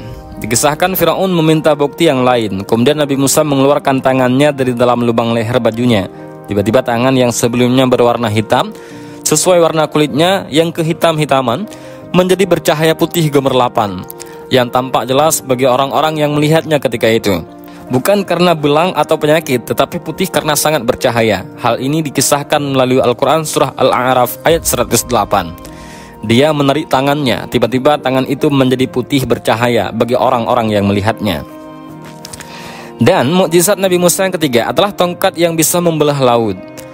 Bani Firaun saat mengalami kesulitan meminta pertolongan kepada Nabi Musa alaihissalam agar terbebas dari penderitaan dan bersumpah untuk patuh kepada perintah Allah. Meski demikian, mereka terus melanggar janjinya. Walaupun Nabi Musa telah menunjukkan mukjizatnya, Firaun tetap menolak kebenarannya. Akibatnya, Allah memerintahkan Nabi Musa untuk meninggalkan Mesir. Namun Bani Firaun masih terus mengejar Nabi Musa. Ketika Nabi Musa menghadapi jalan buntu, Allah memerintahkan agar ia memukulkan tongkatnya ke laut, sehingga laut terbelah dan menciptakan jalur kering untuk dilalui. Setelah Bani Israel menyeberangi laut, Nabi Musa alaihissalam memukulkan tongkatnya lagi atas perintah Allah, sehingga laut kembali ke kondisi semula dan Firaun beserta pasukannya yang zalim dan berlaku sewenang-wenang tenggelam dalam laut, menjadi kuburan bagi mereka. Dan mukjizat Nabi Musa yang selanjutnya adalah diturunkannya kitab Taurat. Jadi beberapa tahun setelah Allah menyelamatkan Musa dan kaumnya dengan memungkinkan mereka menyeberangi laut, Nabi Musa melakukan munajat di Gunung Tursina. Di sana beliau menerima wahyu berupa Taurat dari Allah. Dan pada saat yang sama, Nabi Musa alaihissalam menyerahkan kepemimpinan umatnya itu kepada Nabi Harun. Mukjizat Nabi Musa selanjutnya yaitu menghidupkan orang mati. Jadi pada masa kehidupan Nabi Musa terjadi suatu kejadian pembunuhan yang mengejutkan, di mana pelakunya masih belum diketahui. Keluarga korban yang terbunuh mengadukan insiden tersebut kepada Nabi Musa. Dengan petunjuk dari Allah, Nabi Musa kemudian memerintahkan keluarga korban untuk mencari seekor sapi yang memiliki karakteristik istimewa, yaitu tidak pernah digunakan untuk membajak, bertubuh gemuk, betina, dan berwarna coklat keemasan. Sapi tersebut kemudian disembelih dan Nabi Musa mengambil bahagian dagingnya. Selanjutnya, potongan daging sapi itu dipukulkan ke tubuh mayat korban. Dengan izin Allah dan mukjizatnya Nabi Musa, mayat tersebut tiba-tiba hidup kembali dan memberikan keterangan tentang identitas pembunuhannya. Namun setelah memberikan informasi tersebut, ia kembali mengalami kematian. Sahabat Al-Faqir Fiddin yang Allah muliakan, sekarang kita lanjut ke Nabi yang ke-15, yaitu Nabi Harun alaihissalam. Nabi Harun alaihissalam adalah Nabi ke-15. Beliau merupakan sepupu Nabi Musa. Orang tua mereka kakak beradik. Harun diangkat menjadi Nabi untuk mendampingi Musa. Pengangkatan Harun menjadi Nabi atas permintaan Nabi Musa. Ketika itu Nabi Musa memohon agar diberi pendamping teman seperjuangannya. Lalu jatuhlah pilihan pada Nabi Harun. Musa dan Harun adalah dui tunggal, keduanya saling melengkapi. Musa seorang yang tegas dan pemberani, jiwa kepemimpinan sangat kuat namun kurang fasih berbicara. Karena saat masih kanak-kanak, Musa mengalami kecelakaan, yakni dia memasukkan bara api ke mulutnya. Akibatnya Musa tidak bisa berbicara dengan jelas. Namun Harun sangat fasih berbicara. Harun adalah juru bicara Nabi Musa menghadap Fir'aun ataupun umat Nabi Musa. Hal itu merupakan mukjizat Nabi Harun. Kata-katanya runut dan jelas. Kemampuannya dalam berdebat bisa diandalkan. Kelebihan ini sangat dibutuhkan dalam berdakwah, namun dia kurang berbakat dalam memimpin. Kisah Nabi Harun di antara lain 40 hari menjadi pemimpin kaum Bani Israel. Saat itu Nabi Musa harus menjalankan saum selama 30 hari karena Nabi Musa memohon agar kaum Bani Israel diberi kitab untuk petunjuk hidup. Namun Nabi Musa diharuskan menggenapkan saumnya menjadi 40 hari. Dia juga harus ke Bukit Sinai untuk menghadap Allah. Nabi Musa mengajak 70 orang menyertainya ke Bukit Sinai. Selama kepergiannya, Nabi Harun menjadi pemimpin Bani Israel. Tugas utama Nabi Harun adalah jangan sampai kaum Bani Israel terjerumus kembali ke dalam kesesatan. Sebelum pergi, Nabi Musa berjanji akan pergi selama 30 hari kepada Bani Israel. Namun dia harus menambahkan saum selama 10 hari. Kaum Bani Israel kecewa. Nabi Musa dianggap telah melentarkan mereka. Kekesalan Bani Israel dimanfaatkan orang munafik seperti Samiri. Samiri adalah ahli sihir kerajaan Firaun. Dia mengatakan Nabi Musa telah tersesat dan mengajak Bani Israel mencari Tuhan lain. Bani Israel lalu menyembah patung berbentuk anak sapi yang dibuat Samiri. Patung anak sapi ini bisa melenguh seperti sapi hidup. Kesesatan Bani Israel membuat Harun cemas. Dia harus meluruskan mereka. Namun kaum Bani Israel tetap tidak mau. Di tempat lain Nabi Musa sudah kembali. Namun dia kecewa karena Bani Israel sedang mengelilingi patung anak sapi. Nabi Musa menjambak Nabi Harun dan dia memberi teguran kepada Harun. Harun tidak bisa melawan karena jumlah Bani Israel banyak. Lantas Nabi Musa mendatangi Samiri dan mengusirnya. Umat Bani Israel lantas kembali lagi menyembah Allah. Kisah Nabi Harun lainnya yakni saat menemani Nabi Musa menghadap Fir'aun. Mereka mendatangi Fir'aun untuk menyampaikan Taurat, kitab suci dari Allah untuk umat Nabi Musa, Bani Israel. Namun Fir'aun murka dan mengancam Nabi Musa dan Nabi Harun. Keduanya mendapat perintah untuk meninggalkan Mesir. Fir'aun dan pasukannya mengejar rombongan Nabi Musa. Nabi Harun tetap setia mendampingi. Langkah mereka dan rombongan terhenti karena adanya Laut Merah. Nabi Harun meyakinkan Bani Israel yang mulai gelisah. Atas kehendak Allah, laut terbelah membentuk jalanan. Nabi Musa dan Nabi Harun memerintahkan kaumnya menyeberang. Tidak lama setelah itu, Nabi Harun sakit dan meninggal di Bukit Hawur. Dan Nabi Musa pun berduka. Dan sekarang kita lanjut ke bahas kisah Nabi yang ke-16, yaitu Nabi Zulkifli. Nabi Zulkifli alaihissalam merupakan keturunan dari Nabi pula, yaitu Nabi Ayub alaihissalam. Ia merupakan seorang raja yang dikenal sabar dan adil. Nama asli Nabi Zulkifli adalah Bashar. Terkait kisahnya dijelaskan dalam sejumlah ayat Al-Quran pada surah Al-Anbiya ayat 85-86 dan surah Shad ayat 48. Nabi Zulkifli naik tahta karena menang sayembara dari raja sebelumnya. Kala itu calon raja harus bisa berpuasa siang hari, beribadah di malam hari serta menahan amarah. Sebagai utusan Allah, sudah sepantasnya Nabi Zulkifli terpilih menjadi seorang raja di Syam. Penamaan Zulkifli ia dapat seusai menyandang tahta raja. Jadi sebagai seorang raja, tentunya Nabi Zulkifli memiliki kekuasaan dan hak untuk melakukan apa saja di negerinya. Namun hal tersebut tidak menjadikan beliau tinggi hati dan semena-mena. Nabi Zulkifli sempat bertemu dengan iblis. Ia datang untuk menggoda dan meruntuhkan kesabaran Zulkifli. Sang iblis datang ke kerajaan dengan menyamar sebagai lelaki jelata. Saat itu, Nabi Zulkifli sedang beristirahat. Ia lalu meminta perwakilan untuk menemuinya. Namun iblis yang menyamar tersebut tetap menginginkan bertemu langsung dengan Nabi Zulkifli alaihissalam. Padahal sebagai raja, beliau sudah disibukkan oleh urusan mengurus rakyatnya. Nabi Zulkifli akhirnya tetap datang di ruang pengadilan istana, tetapi laki-laki jelata tersebut tidak kunjung ada. Keesokan harinya, iblis tersebut kembali datang dan mencoba kesabaran Nabi Zulkifli alaihissalam. Nabi Zulkifli tanpa merasa marah tetap mencoba menghampirinya, walaupun akhirnya tidak ada lagi. Keberadaannya ini disebutkan oleh Allah dalam Al-Quran surah Al-Anbiya ayat 85-86. Dan ingatlah kisah Ismail, Idris dan Zulkifli. Semua mereka termasuk orang-orang yang sabar. Kami telah memasukkan mereka ke dalam rahmat kami. Sesungguhnya mereka termasuk orang-orang yang soleh. Selain dikenal sebagai sosok yang sabar, Zulkifli alaihi salam juga memiliki mukjizat berupa doa yang mustajab. Hal itu terjadi berkat kesabaran, kejujuran, dan sikapnya yang selalu menepati janji. Terbukti ketika perang bersama pengikutnya dan jumlah pasukan berbanding terbalik dengan musuh, beliau berhasil memenangkan peperangan. Kemenangan itu diperoleh atas izin Allah Subhanahu wa Ta'ala, dan bahkan tidak ada satupun pasukannya yang tewas. Lalu keistimewaan yang lainnya yang dimiliki oleh Nabi Zulkifli alaihi salam sebagai seorang raja sekaligus hamba Allah ialah pada siang hari ia berpuasa, mengurus penduduk, dan beristirahat. Beberapa riwayat mengatakan istirahat yang dilakukan oleh Nabi Zulkifli merupakan sebuah ibadah. Sementara itu pada malam hari Nabi Zulkifli alaihi salam terus beribadah. Sahabat Tafakkur Fiddin yang Allah muliakan, sekarang kita lanjut ke Nabi yang ke-17, yaitu Nabi Daud alaihi salam.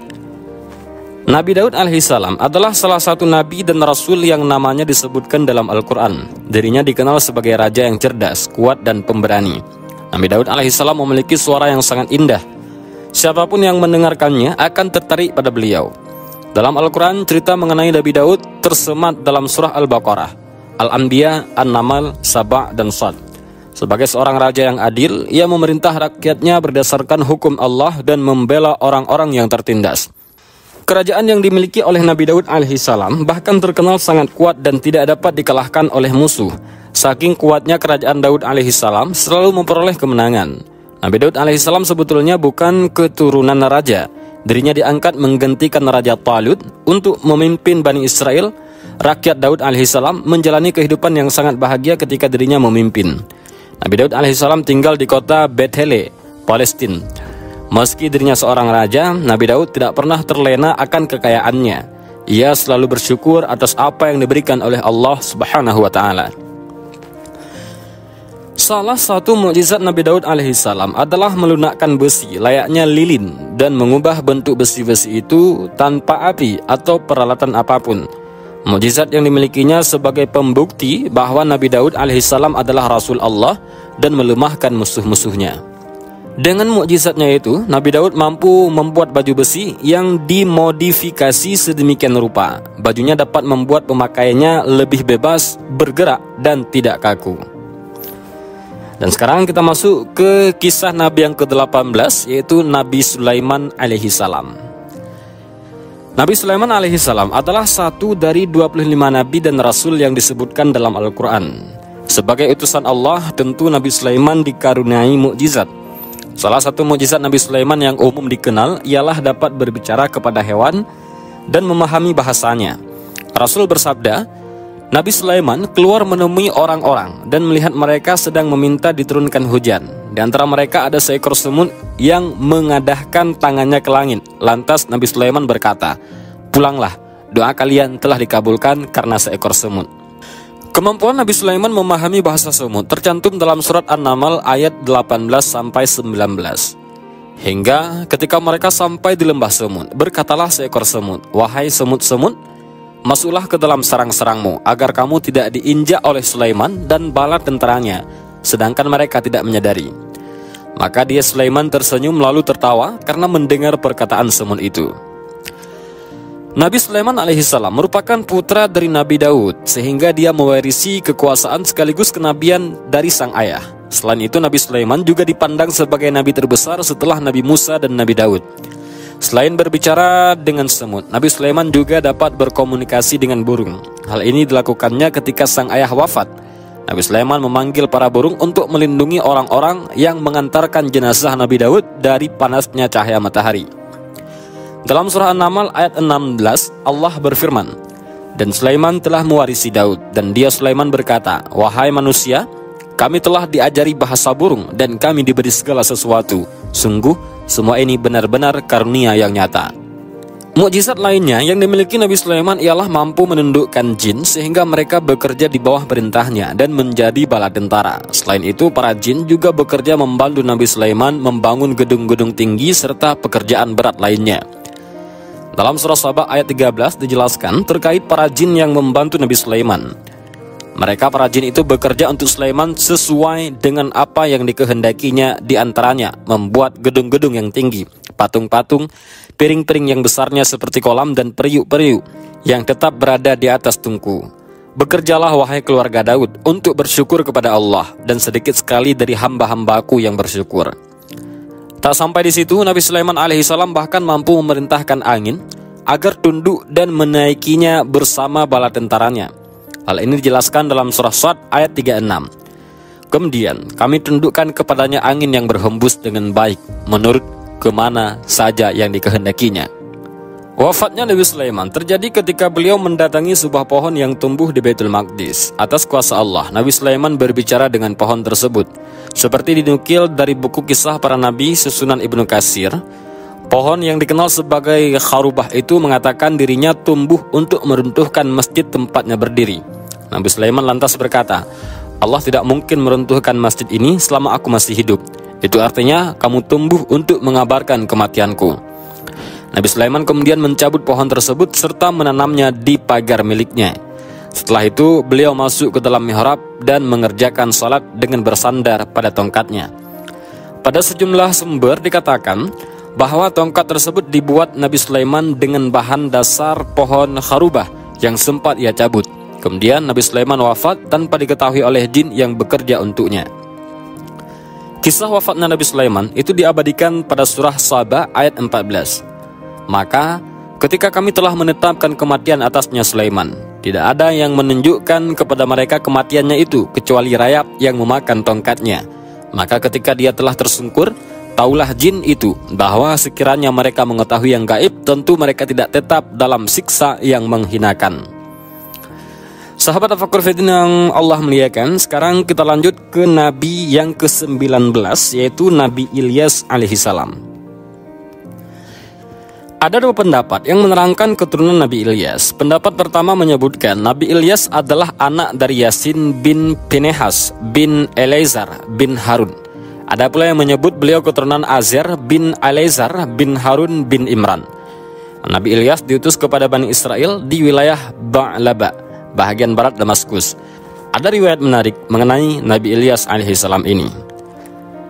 Kisah Nabi Ilyas dan kaumnya itu tercantum dalam surah As-Saffat ayat 123 sampai 128. Dan riwayat itu Allah Subhanahu wa taala terangkan secara singkat. Dijelaskan bahwa Allah mengutus Nabi Ilyas kepada Bani Israel. Beliau diperintah untuk menyerukan ajaran Allah kepada mereka yang kala itu menyembah patung atau berhala yang bernama Baal.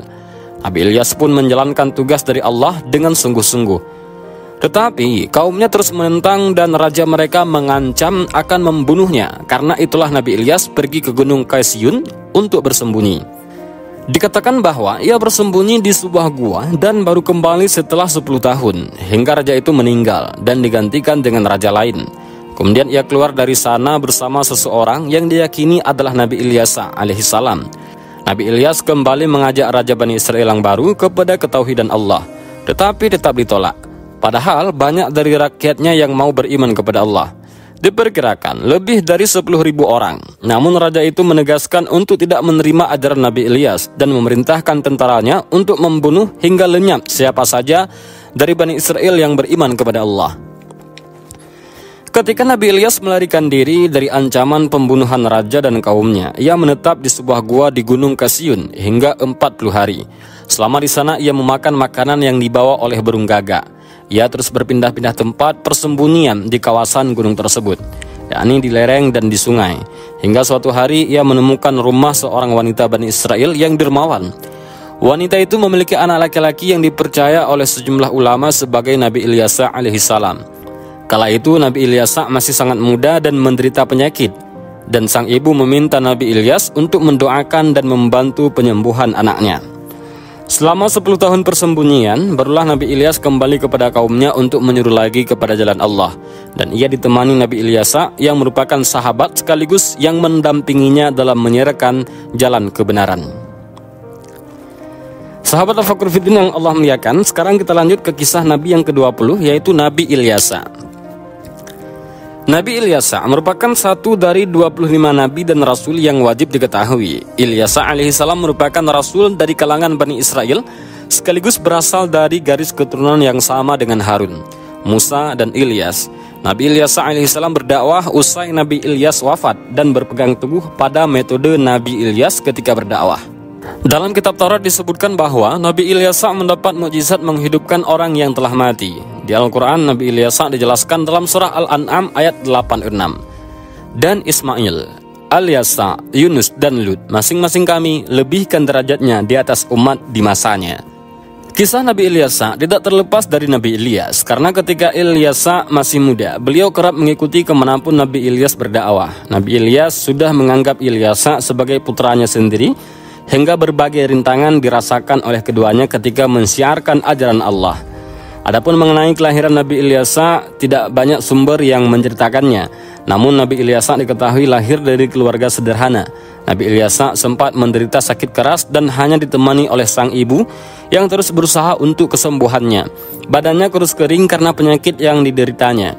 Sepanjang hari Nabi Ilyas hanya terbujur lemas di kasur.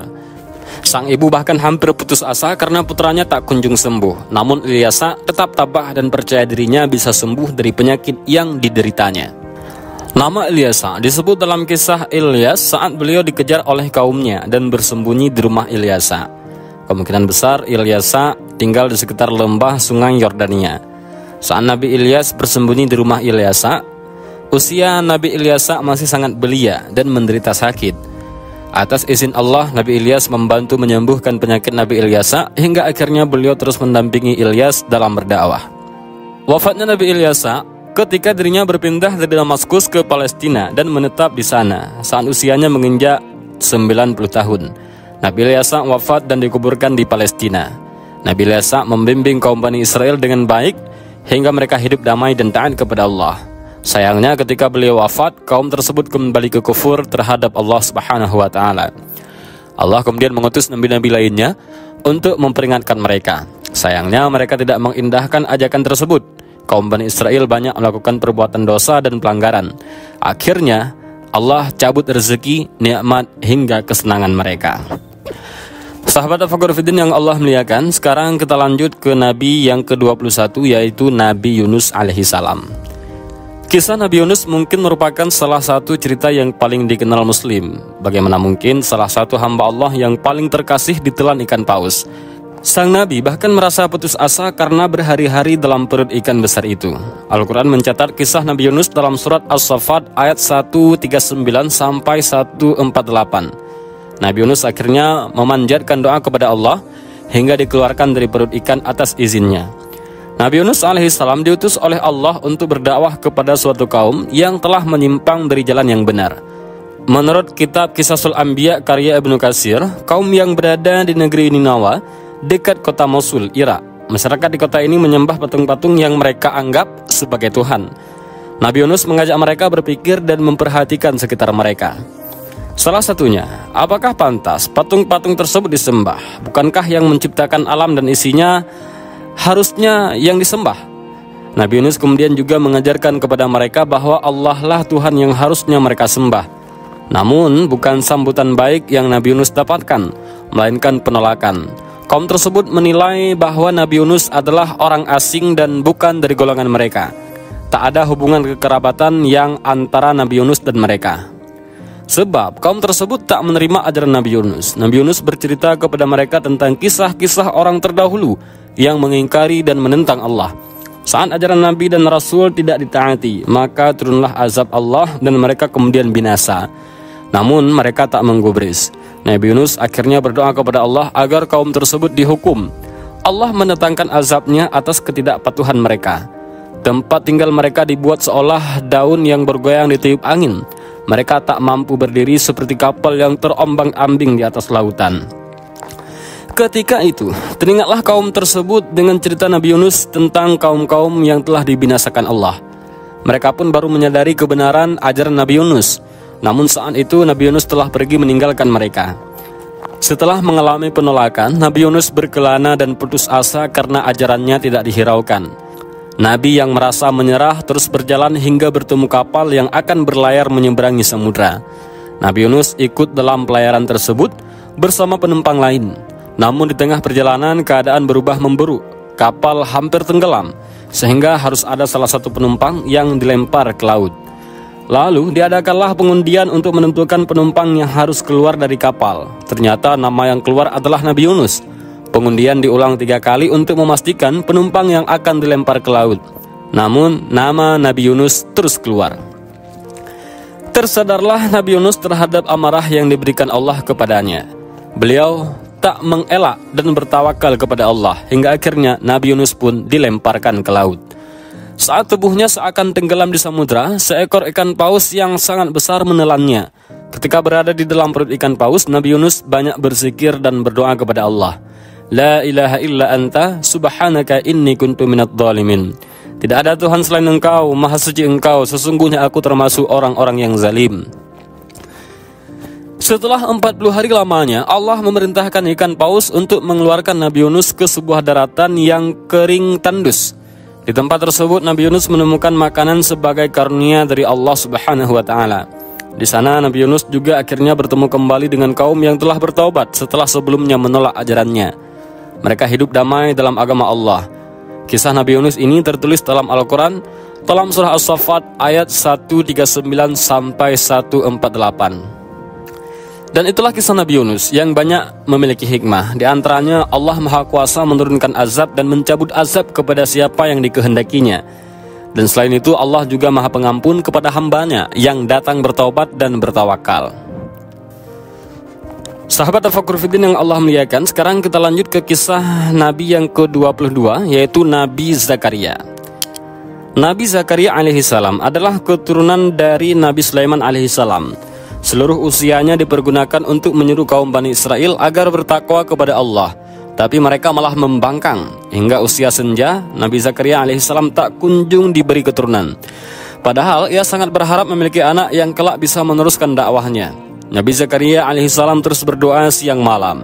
Ia tak henti-hentinya memohon kepada Allah agar dikurniai seorang anak. Nabi Zakaria berharap Allah memberinya seorang putra yang dapat meneruskan tugasnya memimpin Bani Israel. Beliau khawatir jika kelak meninggal, kaumnya akan mengubah syariat Nabi Musa dengan menambah atau mengurangi isi Taurat dengan seenak hati mereka. Dan setelah Nabi Zakaria menginjak usia 90 tahun, Allah akhirnya mengabulkan doa Nabi Zakaria dan istrinya, Hanna.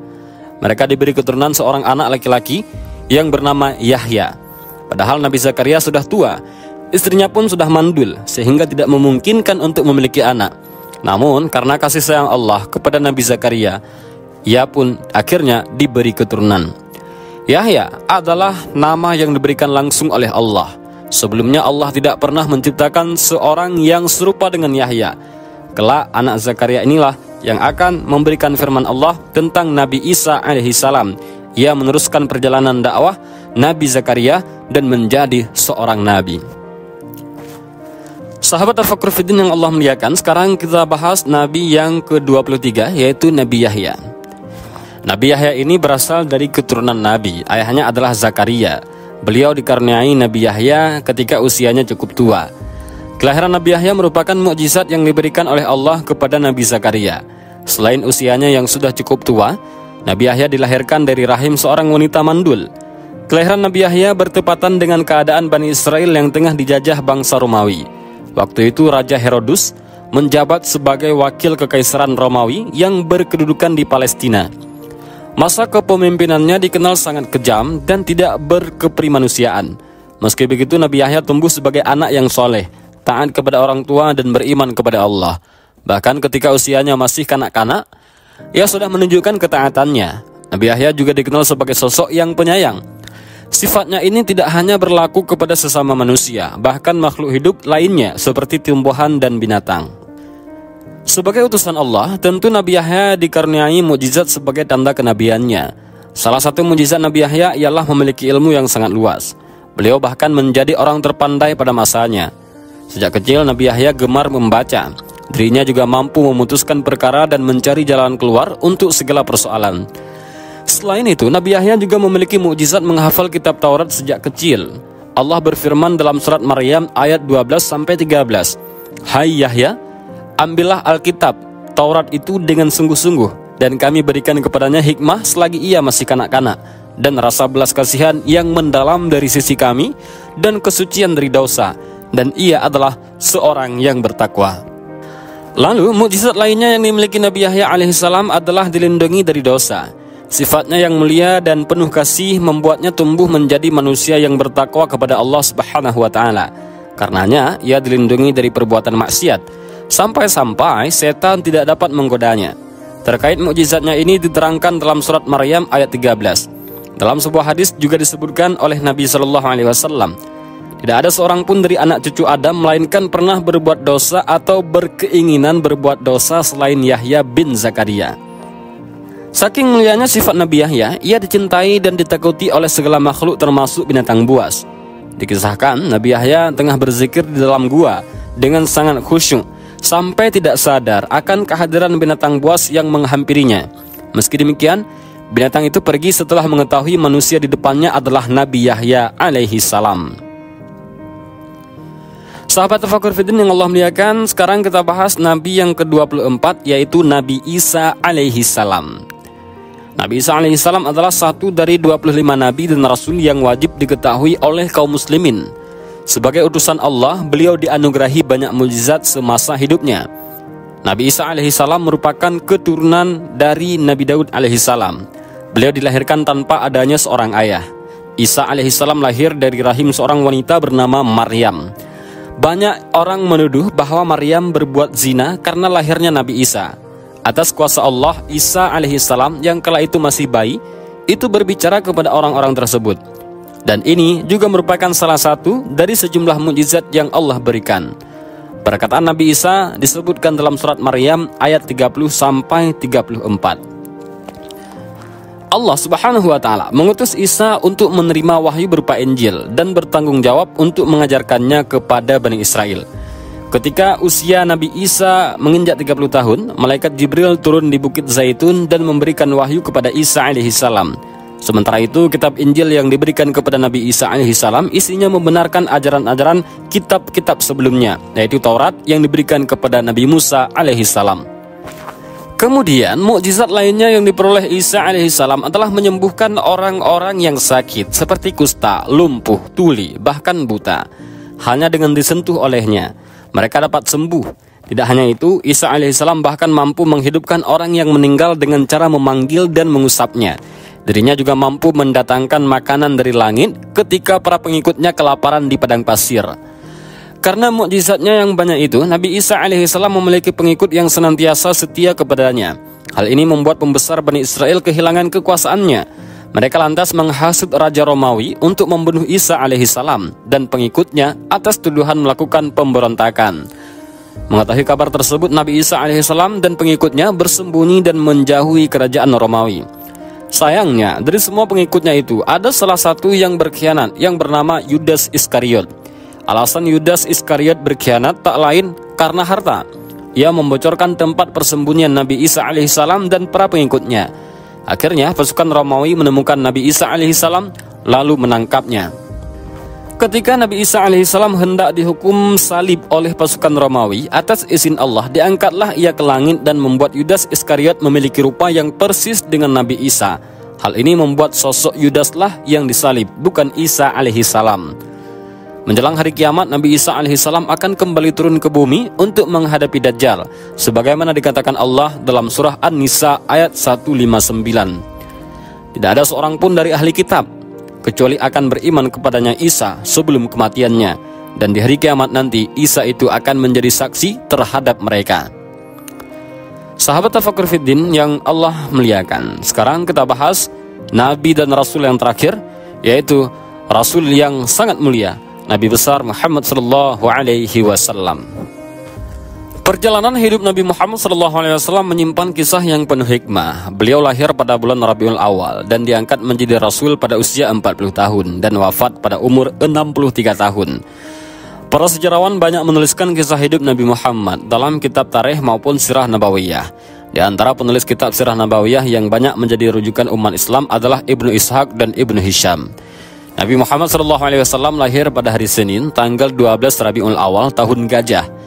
Ini merupakan pendapat mayoritas yang paling diunggulkan. Menurut para sejarawan, tahun Gajah bertepatan dengan 570 atau 571 Masehi. Alasan dibalik penamaan Tahun Gajah berkaitan dengan serbuan pasukan gajah yang berada di bawah pimpinan Gubernur Jenderal Najasyi Habasyah di Yaman yang bernama Abrahah bin Syahbah. Kedatangan mereka ke kota Mekah untuk menghancurkan Ka'bah. Peristiwa ini terjadi sekitar 50 hari menjelang kelahiran Nabi Muhammad SAW. Nabi Muhammad SAW lahir dalam keadaan yatim. Ayah beliau bernama Abdullah bin Abdul Muttalib yang meninggal saat Rasulullah SAW masih berada dalam kandungan sang ibu Aminah binti Wahab. Pada masa kecilnya, Nabi Muhammad SAW mengalami kejadian yang aneh. Peristiwa ini terjadi saat Nabi Muhammad SAW tinggal bersama ibu susuannya, Halimah. Rasulullah dan anak Halimah yang bernama Abdullah kala itu sedang mengembala kambing. Namun tiba-tiba dua malaikat mendatanginya dan membawa Nabi Muhammad agak jauh dari tempat beliau mengembala. Abdullah sambil tergopoh-gopoh dan menangis menceritakan kepada ibunya bahwa Rasulullah ditangkap oleh dua orang laki-laki berpakaian putih. Keduanya membaringkan lalu membelah perut Nabi Muhammad SAW dan membolak-balikkan atasnya. Sekitar umur 6 tahun, sang ibunda wafat. Nabi Muhammad menjadi yatim piatu selepas itu. Menurut riwayat Ibnu Abbas, ibunda Nabi Muhammad wafat saat dalam perjalanan pulang ke Mekah usai mengajak Nabi menjenguk paman-pamannya dari Bani Adi bin An-Najjar di Madinah. Di sanalah tempat sang ayah dikebumikan. Setelah yatim piatu, Nabi Muhammad diasuh oleh sang kakek yang bernama Abdul Muttalib. Namun sekitar 2 tahun berselang, Abdul Muttalib pun wafat. Nabi Muhammad kemudian diasuh oleh paman dari jalur ayah yang bernama Abu Thalib. Bersama pamannya ini, Rasulullah banyak belajar ketekunan dan kerja keras. Beliau bahkan ikut pamannya berdagang keluar Mekah. Pada usia 25 tahun, Nabi Muhammad menikah dengan saudagar bernama Khadijah binti Khuwailid bin Asad. Khadijah radhiyallahu anha memiliki nasab mulia di tengah-tengah kaumnya. Ia adalah wanita bijak, cerdas, dan segala kehormatan Allah berikan kepadanya. Menurut Ibnu Hisham, mahar pernikahan Rasulullah saat itu berupa 20 ekor unta betina muda. Khadijah radhiyallahu an adalah istri pertama Rasulullah dan beliau tidak pernah menikah dengan wanita lain sampai Khadijah wafat. Saat berusia 40 tahun, Rasulullah melakukan uzlah di Gua Hira. Nabi Muhammad SAW memutuskan untuk uzlah atau menyendiri, rupanya sudah menjadi skenario Allah dalam mempersiapkan menjadi seorang Rasul. Dalam kesendirian dan kesunyian itu, malaikat Jibril mendatangi Nabi Muhammad untuk menyampaikan wahyu pertama. Menurut sejumlah pendapat, turunnya wahyu ini terjadi pada 17 Ramadan. Ada juga yang berpendapat lain. Wahyu yang pertama kali diturunkan kepada beliau adalah surat Al-Alaq ayat 1-5. Setelah menerima wahyu, tepatnya ayat-ayat surah Al-Mudassir, Rasulullah melakukan dakwah secara sembunyi-sembunyi di Mekah selama 3 tahun. Beliau kala itu mengajak orang-orang terdekat ataupun keluarga untuk memeluk agama Islam. Golongan pertama yang memeluk Islam antara lain adalah Khadijah binti Khuwailid, istri Rasulullah, Zaid bin Harisah bin Syarahil Al-Kalbi, mantan budak Nabi SAW, Ali bin Abi Thalib, yaitu sepupu Nabi, dan Abu Bakar As-Siddiq, yaitu sahabat Nabi Muhammad. Mereka kemudian dikenal dengan As-Sabiqunal Awwalun. Kemudian Rasulullah mendapat perintah dari Allah untuk berdakwah secara terang-terangan. Beliau memulai dakwahnya ini kepada Bani Hashim hingga dakwah di atas Bukit Safa. Kaum kafir Quraisy pada saat itu dengan keras menolak dakwahnya Rasulullah. Kaum kafir Quraisy kala itu mengejek, menghina, dan mengolok-olok Nabi SAW dengan menyebut beliau sebagai orang gila.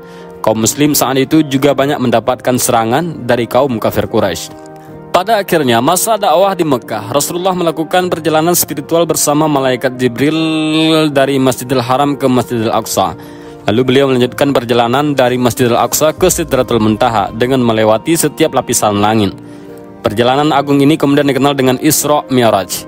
Kewajiban salat 5 waktu lahir dari Isra Mi'raj Nabi Muhammad SAW ini. Melihat kondisi yang semakin tidak aman, Nabi Muhammad SAW memutuskan hijrah atas perintah Allah. Hijrah pertama kaum muslimin kala itu ke Habasyah. Kemudian kaum muslimin melakukan hijrah dalam jumlah lebih besar ke Madinah. Peristiwa hijrah ke Madinah ini terjadi pada Jumat 12 Rabiul Awal 1 Hijriah atau 622 Masehi.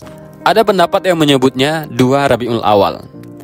Nabi Muhammad SAW berdakwah di Madinah selama 10 tahun. Sebagai pendatang, beliau menerapkan strategi dakwah yang berbeda dengan di Mekah. Di antaranya beliau membangun masjid sebagai pusat kegiatan dakwah, melakukan perjanjian dengan kaum Yahudi di Mekah, mempersaudarakan kaum Muhajirin dan Ansar, dan membangun ekonomi rakyat dengan mendirikan pasar. Rasulullah melakukan haji pertama dan terakhir beliau yang kemudian dikenal dengan Haji Wada pada 10 Hijriah. Beliau juga menyampaikan khutbah terakhirnya pada haji tersebut. Rasulullah SAW jatuh sakit tak lama sepulang dari Haji Wada. 5 hari sebelum Rasulullah berpulang ke rahmatullah, sakit beliau bertambah parah. Suhu badannya tinggi. Beliau merasakan sakit yang amat dahsyat. Pada waktu menjelang ajal tersebut, Rasulullah memberikan sejumlah wasiat kepada umat Islam. Tepat pada usia 63 tahun, Rasulullah berpulang ke rahmatullah.